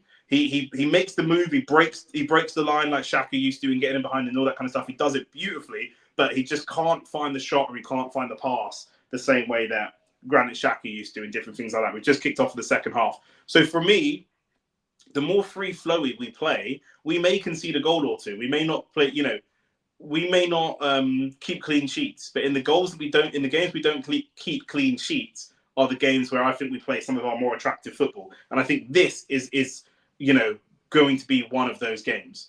Mateta just picks up the ball, holds the ball up. Has it gone out of play? Now it's gone out of play. And Arteta is late getting to his technical area. Not that he's ever in his technical area anyway, so. I said in the week it would be 3-1. I was wrong, it was 3-2. It's 3-1 now. And I said in this game it would be 2-0, and I was wrong. Gabriel just headers the ball down. Looks like he headers the ball down for Saliba, but they weren't quite on the same page. Kamada picked it up. Mateta gets in for a header. It's a great save again from David Raya. From Saar. Saar's really good. This isn't the same Saar that was at Watford, is it? Is this the same Saar that was at Watford?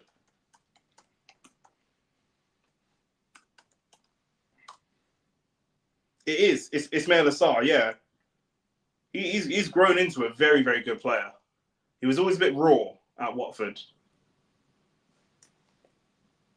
That team had some talent. You know, him and bloody, what's it called? João Pedro as well, and all of them guys in one team.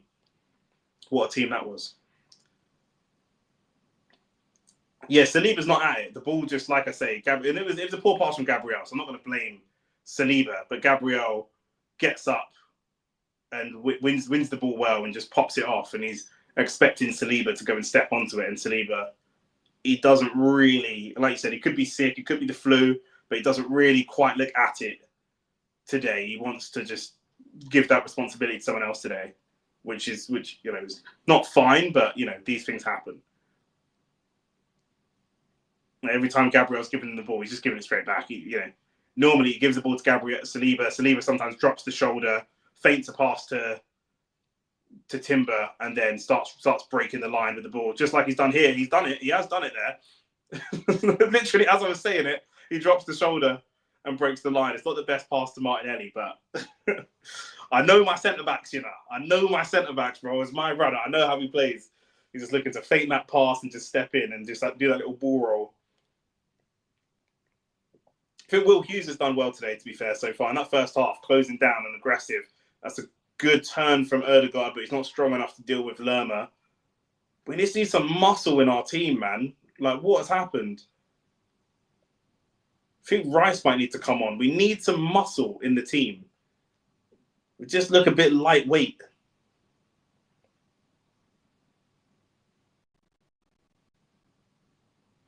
Do you know who I miss in this team as well? Ben White. I'm not going to lie. I think Ben White's going to be out for a while because he had surgery on his ankle and he played the beginning of the season on an injury and he tried to play through it. But yeah, I think Ben White, I think Timber back to left back and Ben White at right back. Yeah, I think that would start giving us quite a few clean sheets. I'm not going to lie, because Benny Blanco he's an underrated baller for me. I'm not going to lie. And again, he gives us a bit of muscle. This midfield, the midfield balance is good for playing football, but defensively, we're lacking a little something. Ødegaard, the ball's thrown in straight to Ødegaard. It's a lovely little touch and turn from Jesus. Martinelli tries to get there. He can't quite. We're playing good football. We're winning 3-1 and we're playing good football. So you can't really complain. It's only if we concede that suddenly we'll be in problems. But as you can see right now, the football they're playing is decent.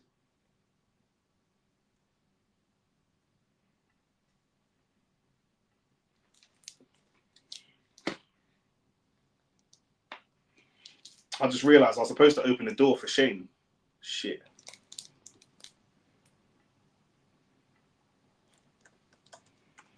Because Shane's probably going to walk in the middle of the stream.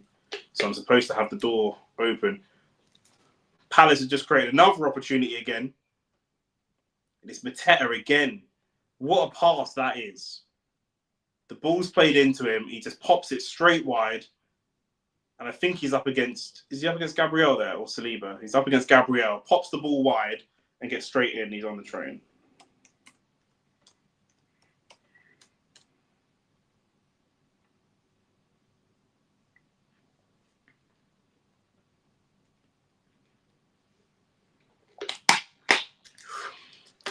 Crystal Palace gearing up for the corner. Mateta using his forearm against the throat of Lewis Skelly. I don't think Mateta's done anything wrong there. He's just being strong. I don't think he's really elbowed Lewis Skelly. He's kind of pushed him more. But I just don't think that Lewis Skelly should be up against Mateta in the first place. So I just think this is completely it's mad. Corner comes in. Saliba away. Trossard. Martinelli going to collect it. He's got a lot of space. Does he run it? He's going to go back to... Who is that? Is that Saliba?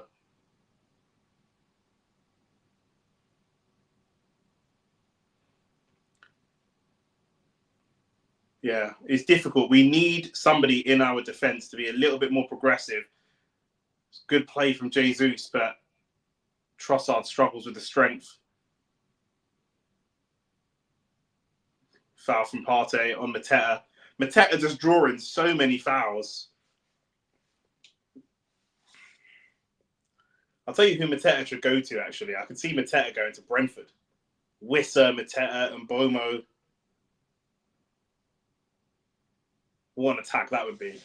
Brentford are missing a little something. Wissa's good, but Brentford are not the same Brentford. It does feel like their moment has kind of come and gone.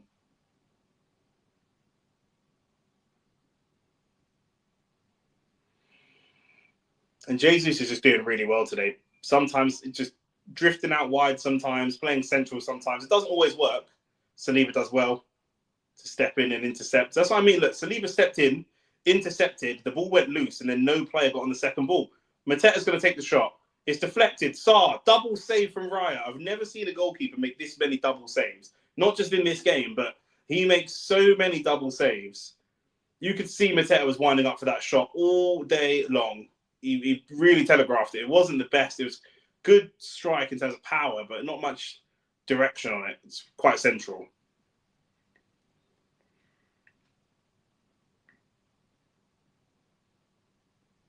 Crystal Palace's manager can't believe what he's just seen. He's collapsed on the floor. He can't believe it.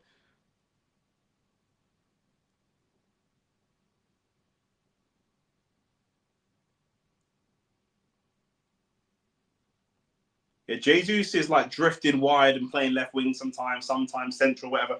Doesn't always work. I'm not always a fan of it. It doesn't always work, but he's doing it well today. It's been really effective of how he does it.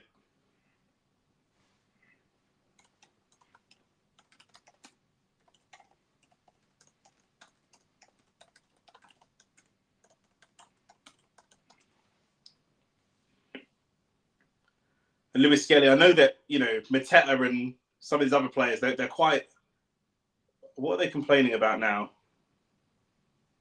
I think Lewis Skelly's taken the throw from somewhere he's not supposed to take the throw from, and the ref has turned it over. Yeah, he definitely should have scored. There's been a couple let-offs where David Raya's kept us in this game. Again, if the game ends now, it's 3-1 and the stats are going to be deceiving, and it looks like we've played them off the park, but actually they've been good.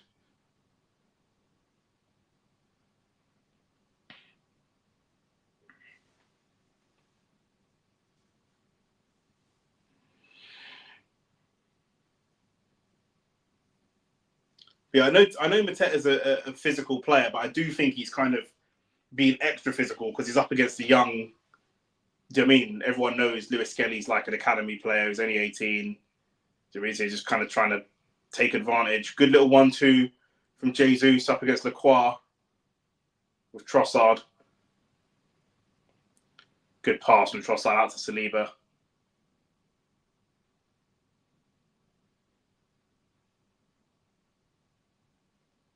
Again, we're playing some good football, but we need to turn this into something. It's a lovely pass from Timber. Timber just has it. He just has these little moments. Doesn't do it consistently. Ødegaard, brilliant.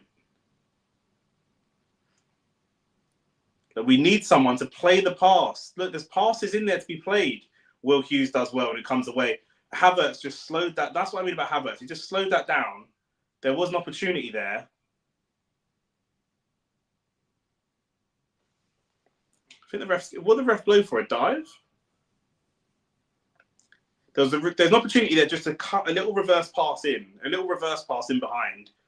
And he just chose not to do it. He's very, very conservative, Kai Havertz. So only play that pass if there's a lot of space to play it. It's very, very conservative. And I think Rice is quite conservative as well. That's brilliant from Timber. Touch and release the ball. Really, really good. And now go and give Martinelli some support. Martinelli will take the throw. So good from Timber, honestly. It looks like Rice and Calafiori getting warmed up and ready. And that makes sense because, like I say, Miles Lewis Skelly is getting bullied a little bit out there. And it's not that he's playing badly, Lewis Skelly. He's not made any big mistakes. He's not playing badly, but he's just giving Mateta confidence. Crosses in and Havertz's header's not the best. But he's just giving, again, look, here we go. Saar trying to drive at Lewis Skelly. Lewis Skelly does really well there. But Sarr, he's just got a bit of confidence because he looks at Lewis Skelly and thinks, "Your food." Pause.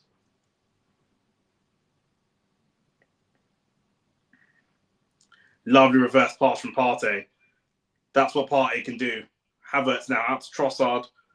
This is brilliant. This is so good. Trossard, he wants a shot, doesn't he? Comes off Will Hughes, probably go for a corner. It will go for a corner. Oh, it'll go for a throw, actually.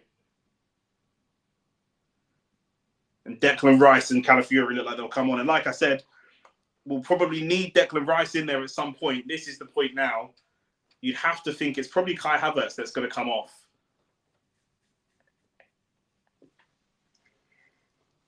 This is a good sub. 57 minutes in. It's a little bit earlier than Arteta normally makes his subs. He's being kind of proactive. I like this substitution.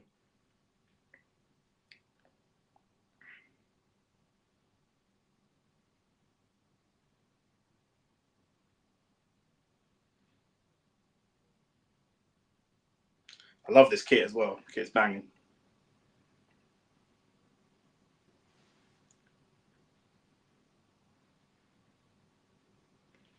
Calafiori's obviously talented. He's a talented player. But he's had a couple injury situations since he joined the club. So let's hope he can stay fit. He's going to be up against Sarr, who's, you know, I think Calafiori's good. He just struggles a little bit with those really tricky wingers. Sarr's more pace and power than tricks and skill.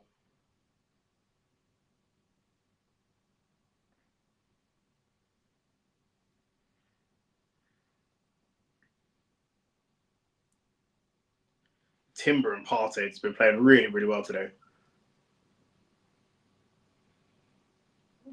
Thomas Partey caught in a little bit of pressure. Saliba should just send it long. He should just send it long. It's gone back to Raya, and Raya sends it long. Now, looking at Rice, and I'm saying now he's got half an hour, I want to see him winning second balls. That's how I'm grading him in terms of defensive side. Can you win second balls, and can you play the ball into the final third, attacking-wise? Calafiori coming forwards.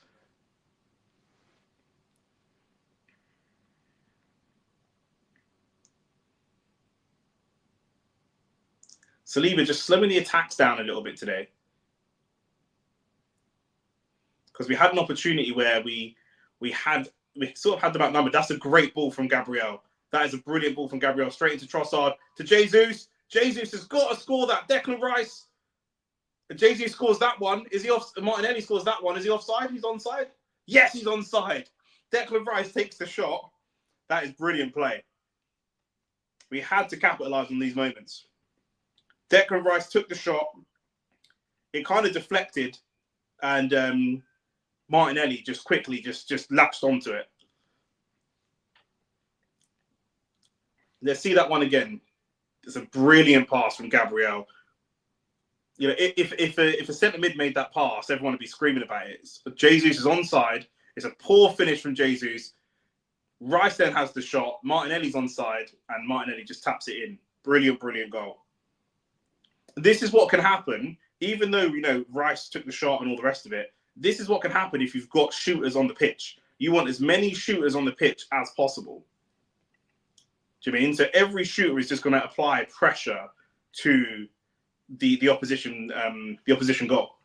4-1 Arsenal. Comprehensive. It's a really good substitution.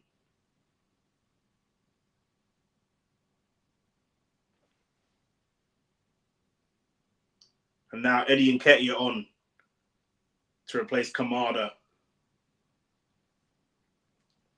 And Martinelli needs those goals. He needs some easy goals to get his confidence up. Calafiori wins the header. Jesus, little flick. Who's that running? Is that Declan Rice chasing down? It's brilliant. That's what I want to see from him.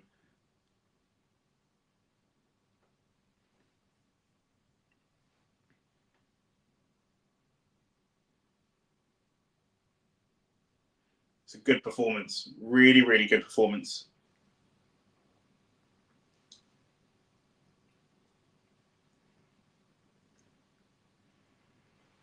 It's 4-1 and you still feel like we could probably score one or two more with the time we've got left. You don't really feel like the game's done.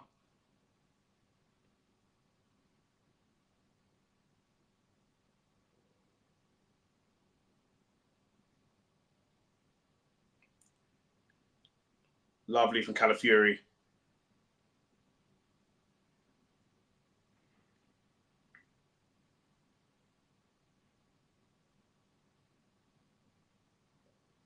Oh, it's great feet.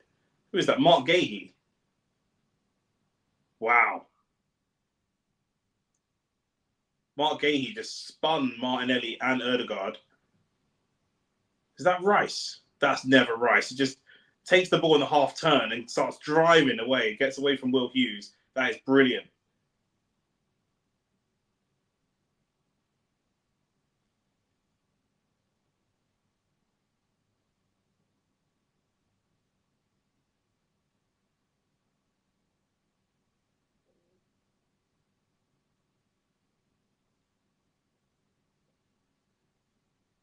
This is it. We're starting to just shut them down a little bit and take control of the game.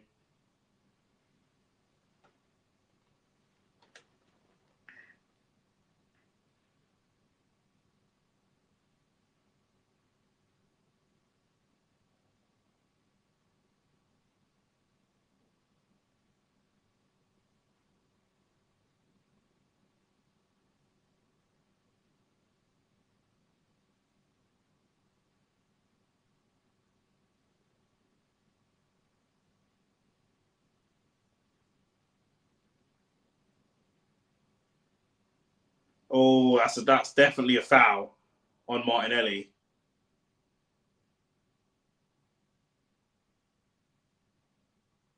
Yeah, good refereeing. Played the advantage, gave the yellow card. I don't know what Mark Guehi's shaking his head about because I don't know why he's done that. There's just no need for that. Martinelli's backs the goal. That's just pure frustration. It's a poor yellow card to give away.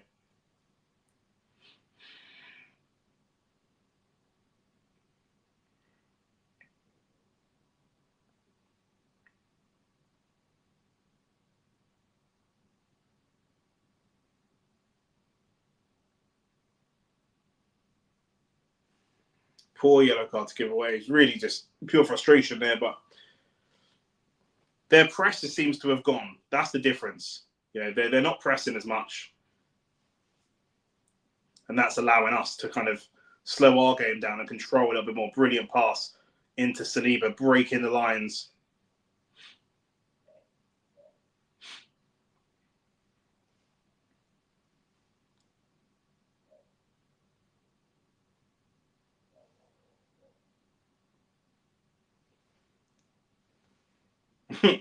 Trossard tried to be a little bit too flashy with that little flick.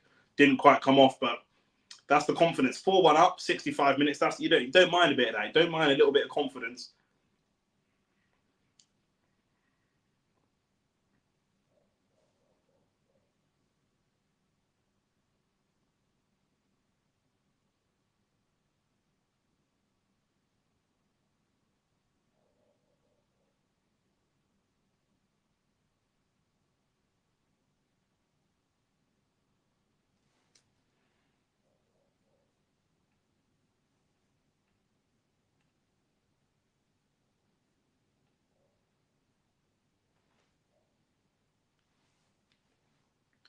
Crystal Palace now just passing it around at the back, struggling to really get through Arsenal too much. Eze and Guehi. It's a good ball across. Calafiori deals with it. And Declan Rice, can he gallop? Good touch. Will Hughes is trying to chase him. Declan Rice just galloping. Cross the back post. Can Martinelli get there? Oh, it's a lovely touchdown. Oh, that should have been a goal. What play from Rice? That was brilliant from Declan Rice.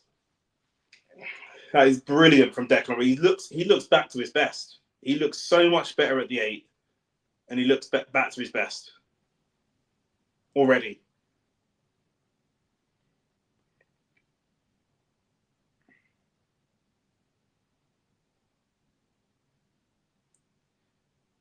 Saliba against Nketiah. I think the ref's giving it corner.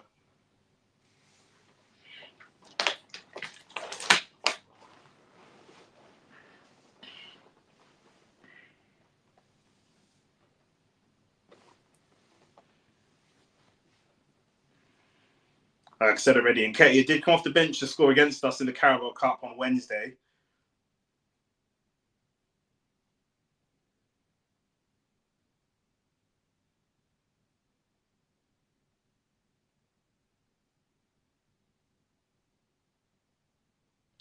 Corner comes in from Will Hughes. Gabriel gets there first. Rice clears. It's just been such a professional performance from Arsenal, I'm not going to lie. Nice, controlled. They had moments, and we've weathered those moments really well.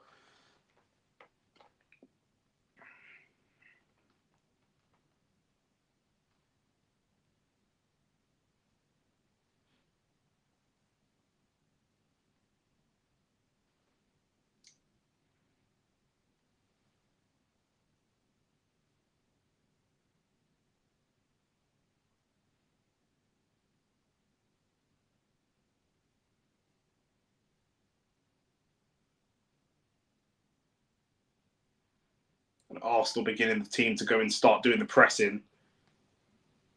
It's good pressing. Managed to press Crystal Palace into making a mistake. Now they'll make 2 more substitutions, Palace. Number 8, Jefferson Lerma's going to come off.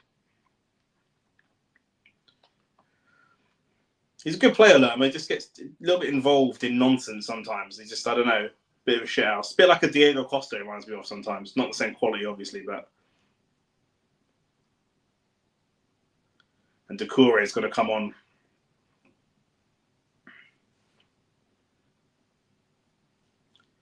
And Devaney for Hughes.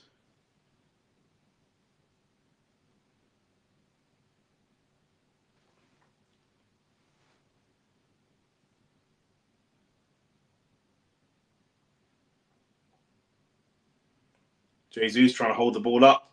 Or Martinelli, sorry. Just didn't quite have the strength. I wonder if we don't play Martinelli on the left, and obviously it's worked so far, but Martinelli on the left and Trossard on the right, just because Martinelli's a lot more one-footed than Trossard.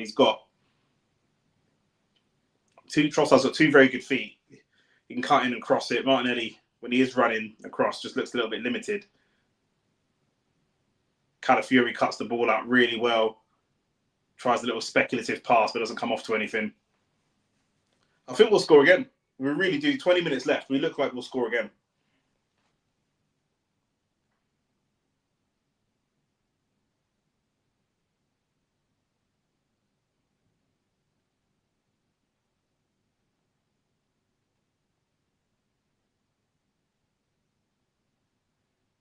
These are the kind of performances I want to see. Ødegaard being creative. We're being direct. We're taking shots from a lot of different angles, lots of different places. Gabby Jesus is on it. Just like that. Look, they've played it into their midfielder, Crystal Palace, and straight away Trossard's onto him.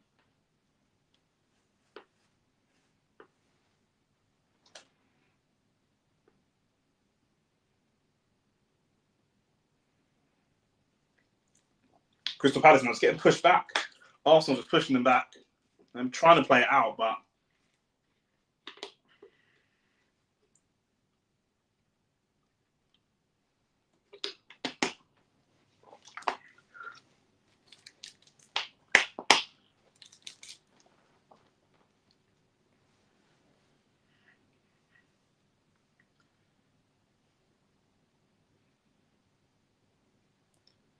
Palace still just with the ball at the back, trying to pass it side to side, can't really get forwards. They're creeping forwards a little bit, but they're really struggling to find that creative spark. And every time they try to be creative and pass into space, Calafiori or Rice or someone's there.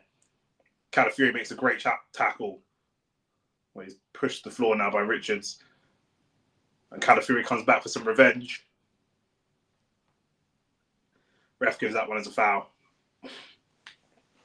That's the same foul as with Martinelli in the first half. It's the same foul. But Martinelli was in the box, so they didn't give it.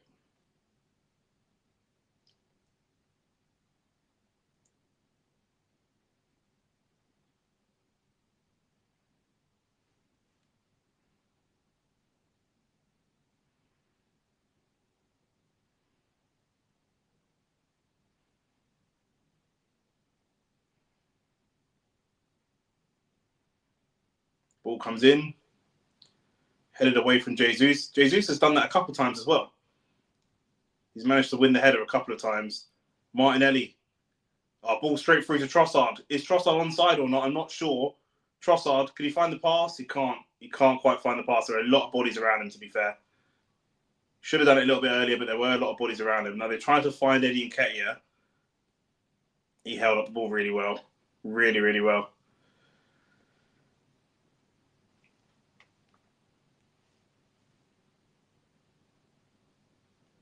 It's a poor pass out again. They just hit Martinelli. A poor pass. Declan Rice. Jesus has found Rice, who finds Ødegaard. Martinelli cross in. And again, Martinelli could just do with a little bit more composure. Just a little bit more composure. Because, Ødegaard is there on the edge of the box. Doesn't have to go across the box. But I think, again, he's not on his favoured side. So he's just playing a little bit quicker. Get the ball out of his feet. Gabriel was telling Ødegaard where he wants it. He'll fancy this. He's hit the crossbar already today from a corner. So he will fancy it, as he always does.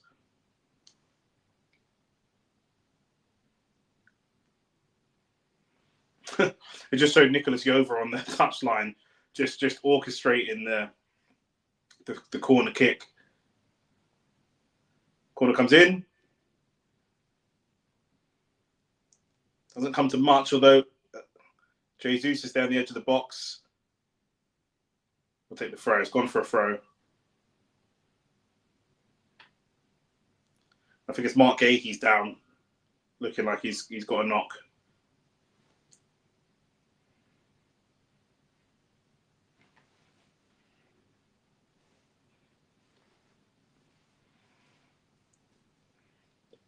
He's going to play on and battle through. One more goal, Arsenal. Come on, one more goal. We've had the opportunities, more than.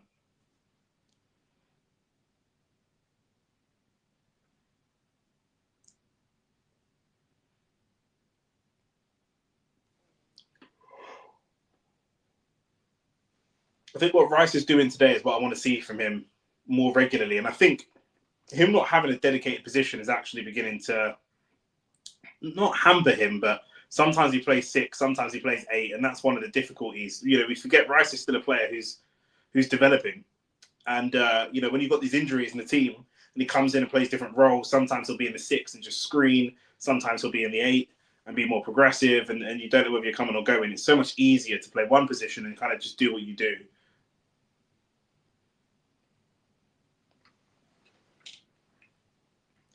Well played out of the back from Saliba.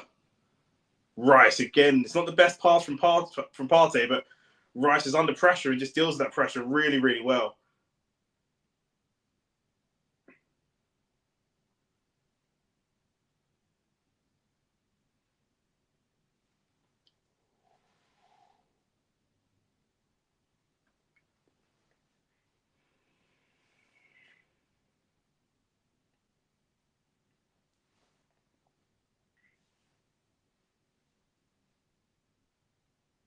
"15 minutes left plus whatever added time. And Guehi are coming forwards against Timber.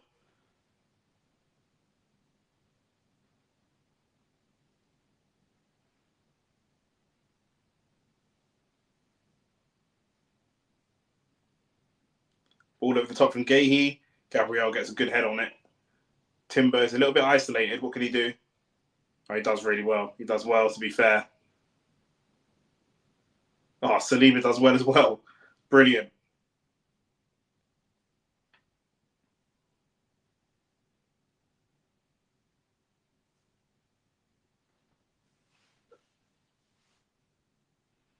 Crystal Palace now coming forward. Saar with a strike. Comes off Calafiori. They're starting to kind of get the ball to the edge of our box, slow it down, and try to just pick holes in our defence a little bit.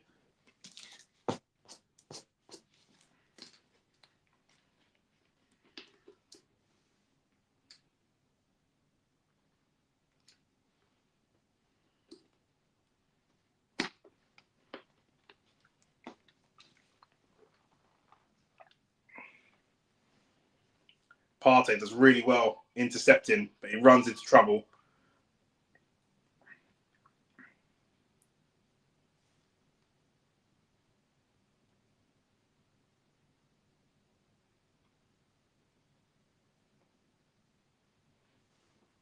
Who's this now? Tariq Mitchell.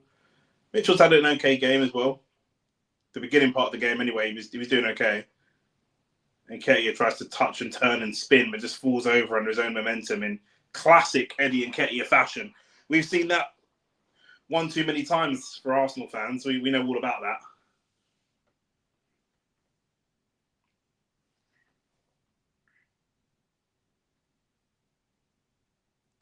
Martinelli does well, wins the ball back. Ødegaard looking for a killer pass. Saliba's grown into the game. You know, he seemed a little bit off it at the beginning, but he's definitely grown into it so far.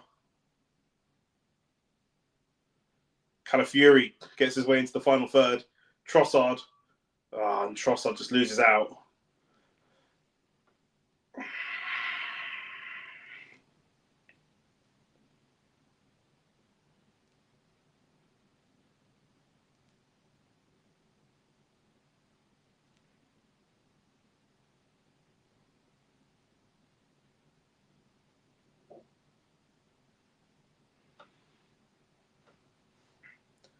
Game management now.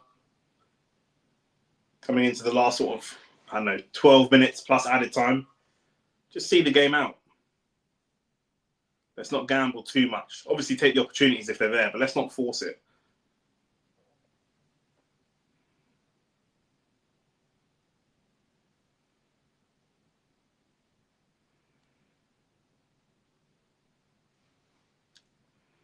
Calafiori caught in a challenge by, is that Nathaniel Klein? Klein gets a yellow card as well. Calafiori's holding his head. Let's see what happened there. Yeah, it's very late. Very late challenge from Klein. Oof.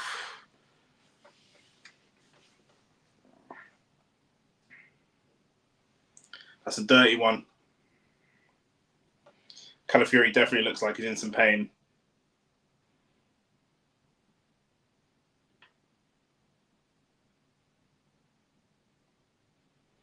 We do have Tierney and Kivior on the bench, but it's just frustrating because, you know, since he's come to the club, he's had like 2 or 3 injuries. You know, we can't keep the guy fit, and challenges like that are just ridiculous,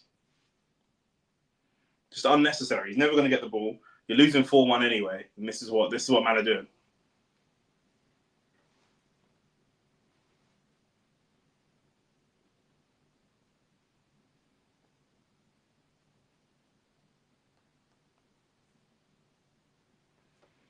Seeing someone warming up in the background. I wonder if Wanieri is going to come on and get. I think maybe that's Tierney. I think that's for the transfer.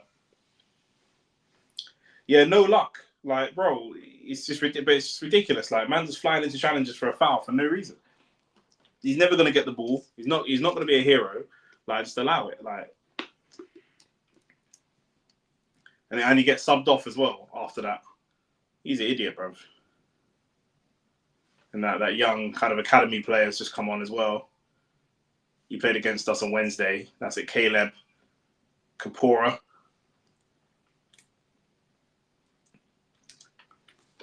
Nathan, did you see the foul that Calafiori did to one of their players? It was literally the exact same foul that we spoke about. Mateta's off and Jeffrey Schlupp is on. The same foul that we spoke about when I said it should be a penalty early on in the game, where Trossard is holding up one of their players and they're just hustling for the ball, and Calafiori comes and wipes him out and they give a free kick.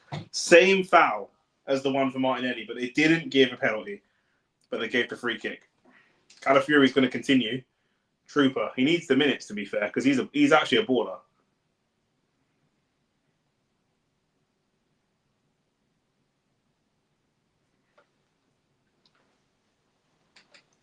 Last 10 minutes. And then the countdown begins for the heavyweight championship of the world. Alexander Usyk.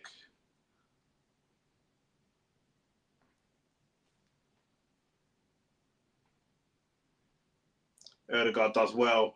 I don't know what it is about the confidence in this team now. With these players on, once Rice came on and Calafiori came on, like, our whole team seems much more confident to go into challenges and to protect themselves, go in for the ball and stuff like that. Much more confident.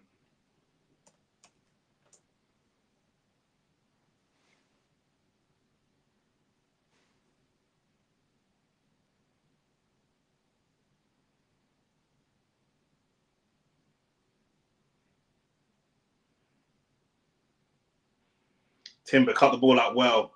Partey. Still feel like there's one more goal in this. I've said it.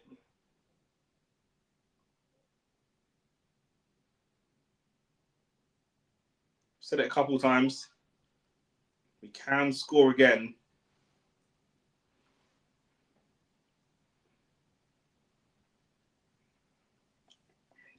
Timber was dawdling on that pass a little bit too much there for my liking.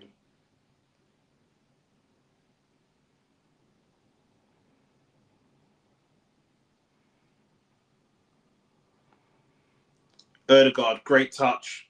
He was dragged back, but the ref didn't blow for the whistle. Oh, Calafiori wins the ball. Rice plays it straight through for Trossard. And Trossard will probably slow it down. Or is he going to try and run him? He's going to try and run him. Trossard is such an awkward little player to play against. We've got ourselves a throw.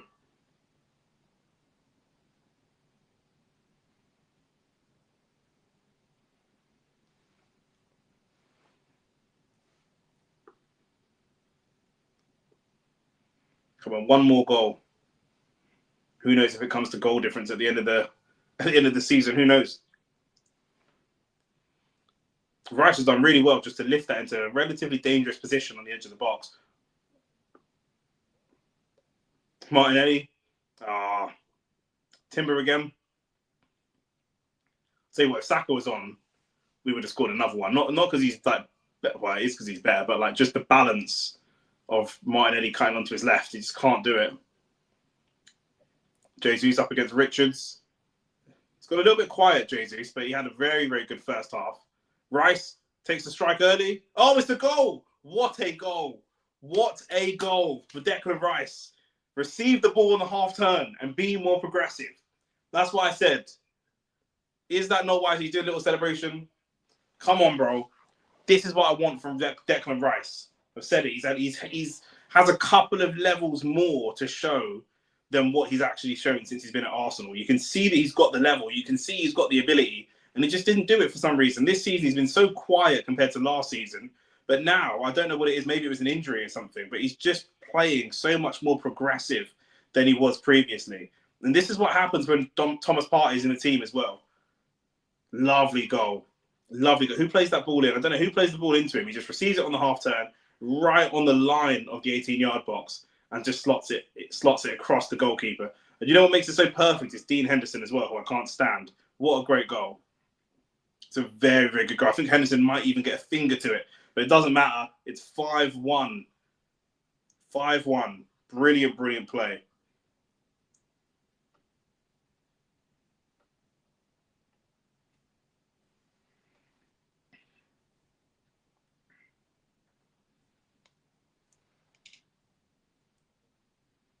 And the Arsenal fans are singing now.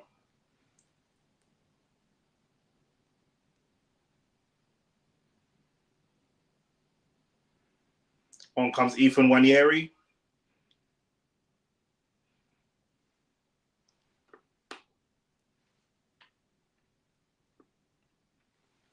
And the boy, Mikel Merino. Let me go open the door. Shane's not here yet, but he's going to be here in 5 minutes. I'm going to go open the door quick.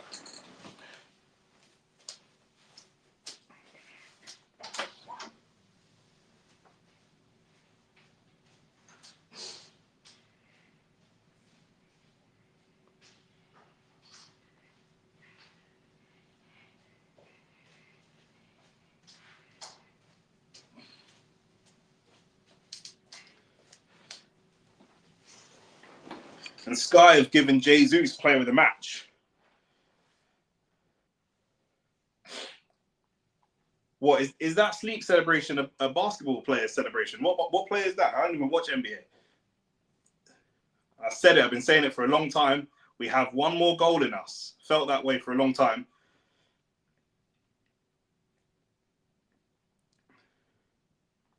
This is brilliant. This whole phase of play is brilliant. They can't get the ball off of us. They're trying to push aggressively. It's like old school Arsenal. The more they push, the more they even try to foul and just be aggressive and try to bully us, the more that they're frustrating themselves because they can't get the ball off us. Or is that Steph? Oh, yeah, it's Steph Curry's. Yeah, true.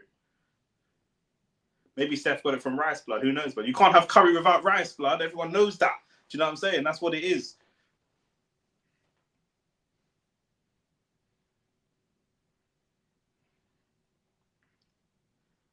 Yeah, you can feel the frustration in Crystal Palace. The way they're trying to chase down, trying to be aggressive, and the more they do that, the more they play into our hands. We now have a situation where in this team, when we're at our best, we have players that have the technical side and that can frustrate teams like classic Arsenal teams do, but also are not weak. They're not soft. They're not pussies. They're not going to get bowled over.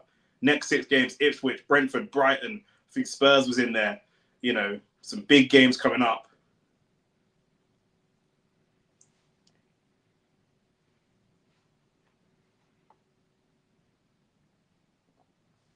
It's good to see Declan Rice getting himself a goal as well. He deserves it.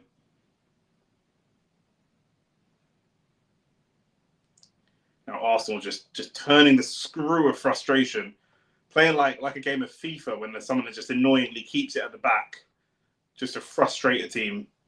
Oh, what a pass that is! What a touch that is from Ethan Nwaneri. Nathan, are you seeing this? Nwaneri with a great little threaded ball through. Martinelli, can he get a shot away? Oh, Nwaneri is just delicious to watch play. Oh my days. Drama trying to trademark Trey Young celebration too. So, oh, what? That's the shiver. I hear my door opening. Well, go on. 5-1, blood.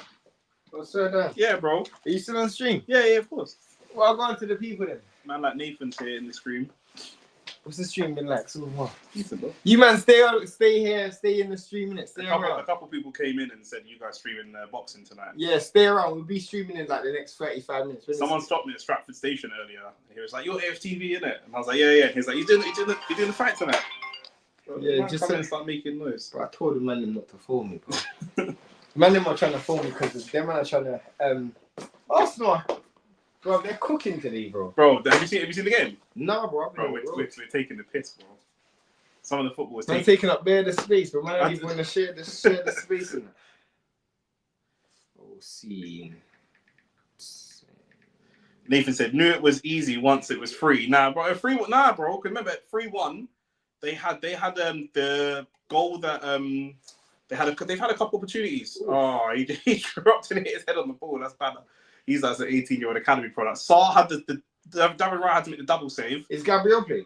Yeah, Gabriel and Saliba both playing. No, Gabriel Jesus. Yeah, he's just subbed off. He's got to play the match, bro. He scored. I'll tell you now. But he's been balling out. This guy. See, as soon as I come on, the numbers start. Hit the like button, hit the subscribe button, and again, stay around for the live stream. Stay around for the live. Ravage, don't hate, man. Don't hate Ravage, man. Come on, man. It was always going to be this way. Declan Rice scored a banger. Kai Havertz scored.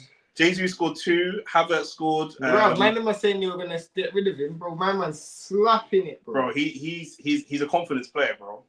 He's a confidence player. But obviously, a man need Isak at the carpet to win the big teams. I'm so done. He's a good player, though. Jesus is perfect for off the bench play, but he's not. He can't be a regular starting 9. Can't be. Go into StreamYard quick. Where? Are you doing a StreamYard open? Oh, you can't. You're flipping the screen. Yeah. Stupid. I'm trying to edit the time. It's leaving people, so I'm waiting for the actual live itself. Bunny. Yeah, it's fine. Do you actually think Fury is conning, man, and he actually came in light? Yes. Yeah, I've never seen somebody go and weigh in with a big leather jacket on. 2 jackets, bro. Saudi. Bro, I spoke to my bridge and Rob about this for like an hour last night. Yeah, Rob said he probably had dumbbells in his pockets, blood. Do you know what I'm saying? Oh. And it's like you said, it's in Saudi Arabia. It's not like he's gone to weigh in Serbia and it's cold. He's gone to weigh in somewhere in a hot country. And you got to bear in mind, bro, as you know, like when I was last in Saudi, they weigh in and they have a official weigh-in and a ceremonial weigh-in. Why is the official weigh-in so late at night? Yeah. The official weigh-in is normally first thing in the morning. You know what I'm saying? So I'm like, nah, bro, that's bare fishy. Like, that's mad fishy. It is. And obviously, he's trying to play mind games, right? He's trying to make everybody. He's trying to make. The fact that he's even got. It's not even everybody. It's Usyk. He's trying to make Usyk think that he's coming in heavy, so he's coming to be a destroyer and whatever, and then make him, and then he's trying to make Usyk prepare for that and whatever, and that double bluff, which tells me that he's concerned and worried. And listen, if the hand on heart, yeah, if I'm using my head, yeah, sensibly thinking, this is still Not quite a 50-50 fight. That's what I said to Nathan earlier. It's not a 50-50 because we've already seen Usyk win. But it's still a fight where both guys can win. Facts. And both guys can win on points, or both guys can win by knockout. It's not like Bivol Beterbiev where we said Beterbiev either stops him or Bivol wins on points. We don't really see Beterbiev winning on points. We were wrong, but that's not how people saw the fight. Yeah, it could go any of the 4 different permutations of what could happen. So it's still very much a close fight. So Fury will need every little advantage even the beard, the beard, you have to hide the cuts or any bruising. Yeah, that's something. But one of the things that the beard does is it makes your face look fuller. Yeah. You know what I'm saying? If your face is drawn in and you don't want to wear clothes to hide that you're actually shredded, that beard makes your face look fuller. So, 100%. Arsenal, just the last couple of minutes for this game, and then we're going to be going live. I'm going to have like 5 minutes, and we're going to go live. 10 minutes. 10 minutes, 5 minutes. I mean, I'll go live. You can still do it. Yeah, I was literally going to make a cup of tea and change my top and shit like that. Yeah. I'll really do that like just on stream here. But yeah, bro. But yeah, Arsenal cooking. Couple minutes left.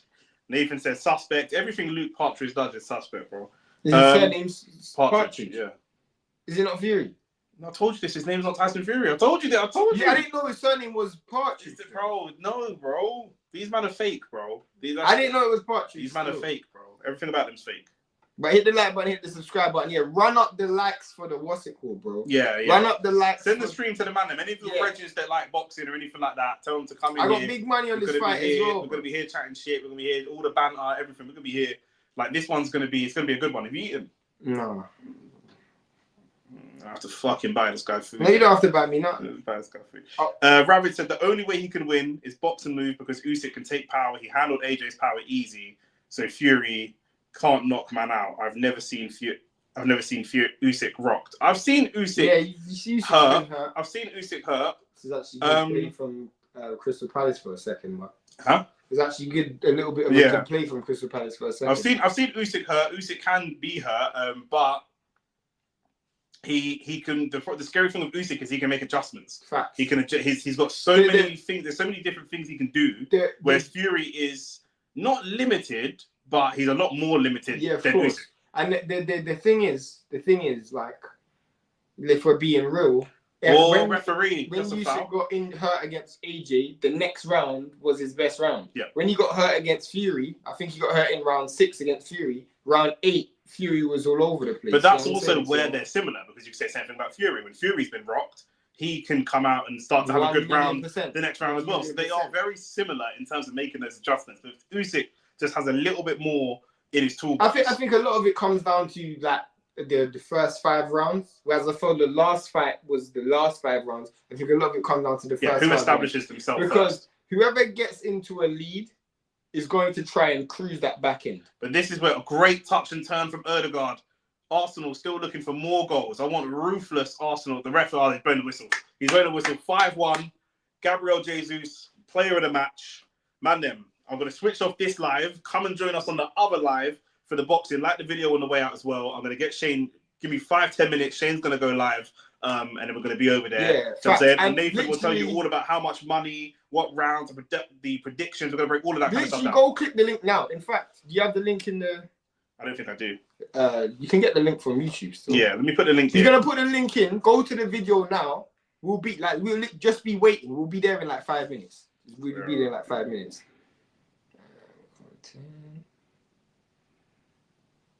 There it is.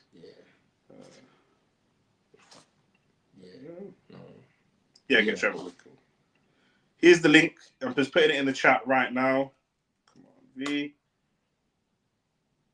Cool. Go and click on that link. We're going to be over there. Give me 5 minutes, man. Then we're going to be over there. I'm going to put the fight on now. We're going to react to the whole undercard. We're going to get going nice and early. Have they started already? Yeah, I think Peter McGraw just fought. All right, so cool. they early undercards fighting. Man, them love for being here. Arsenal 5-1 slapped Crystal Palace. No celebration and no goal for Eze and Guehi today. You know what it is. We're still in the title race, Shane. We're still in the title race. Peace and love. I'll be back in 5 minutes. Love, people.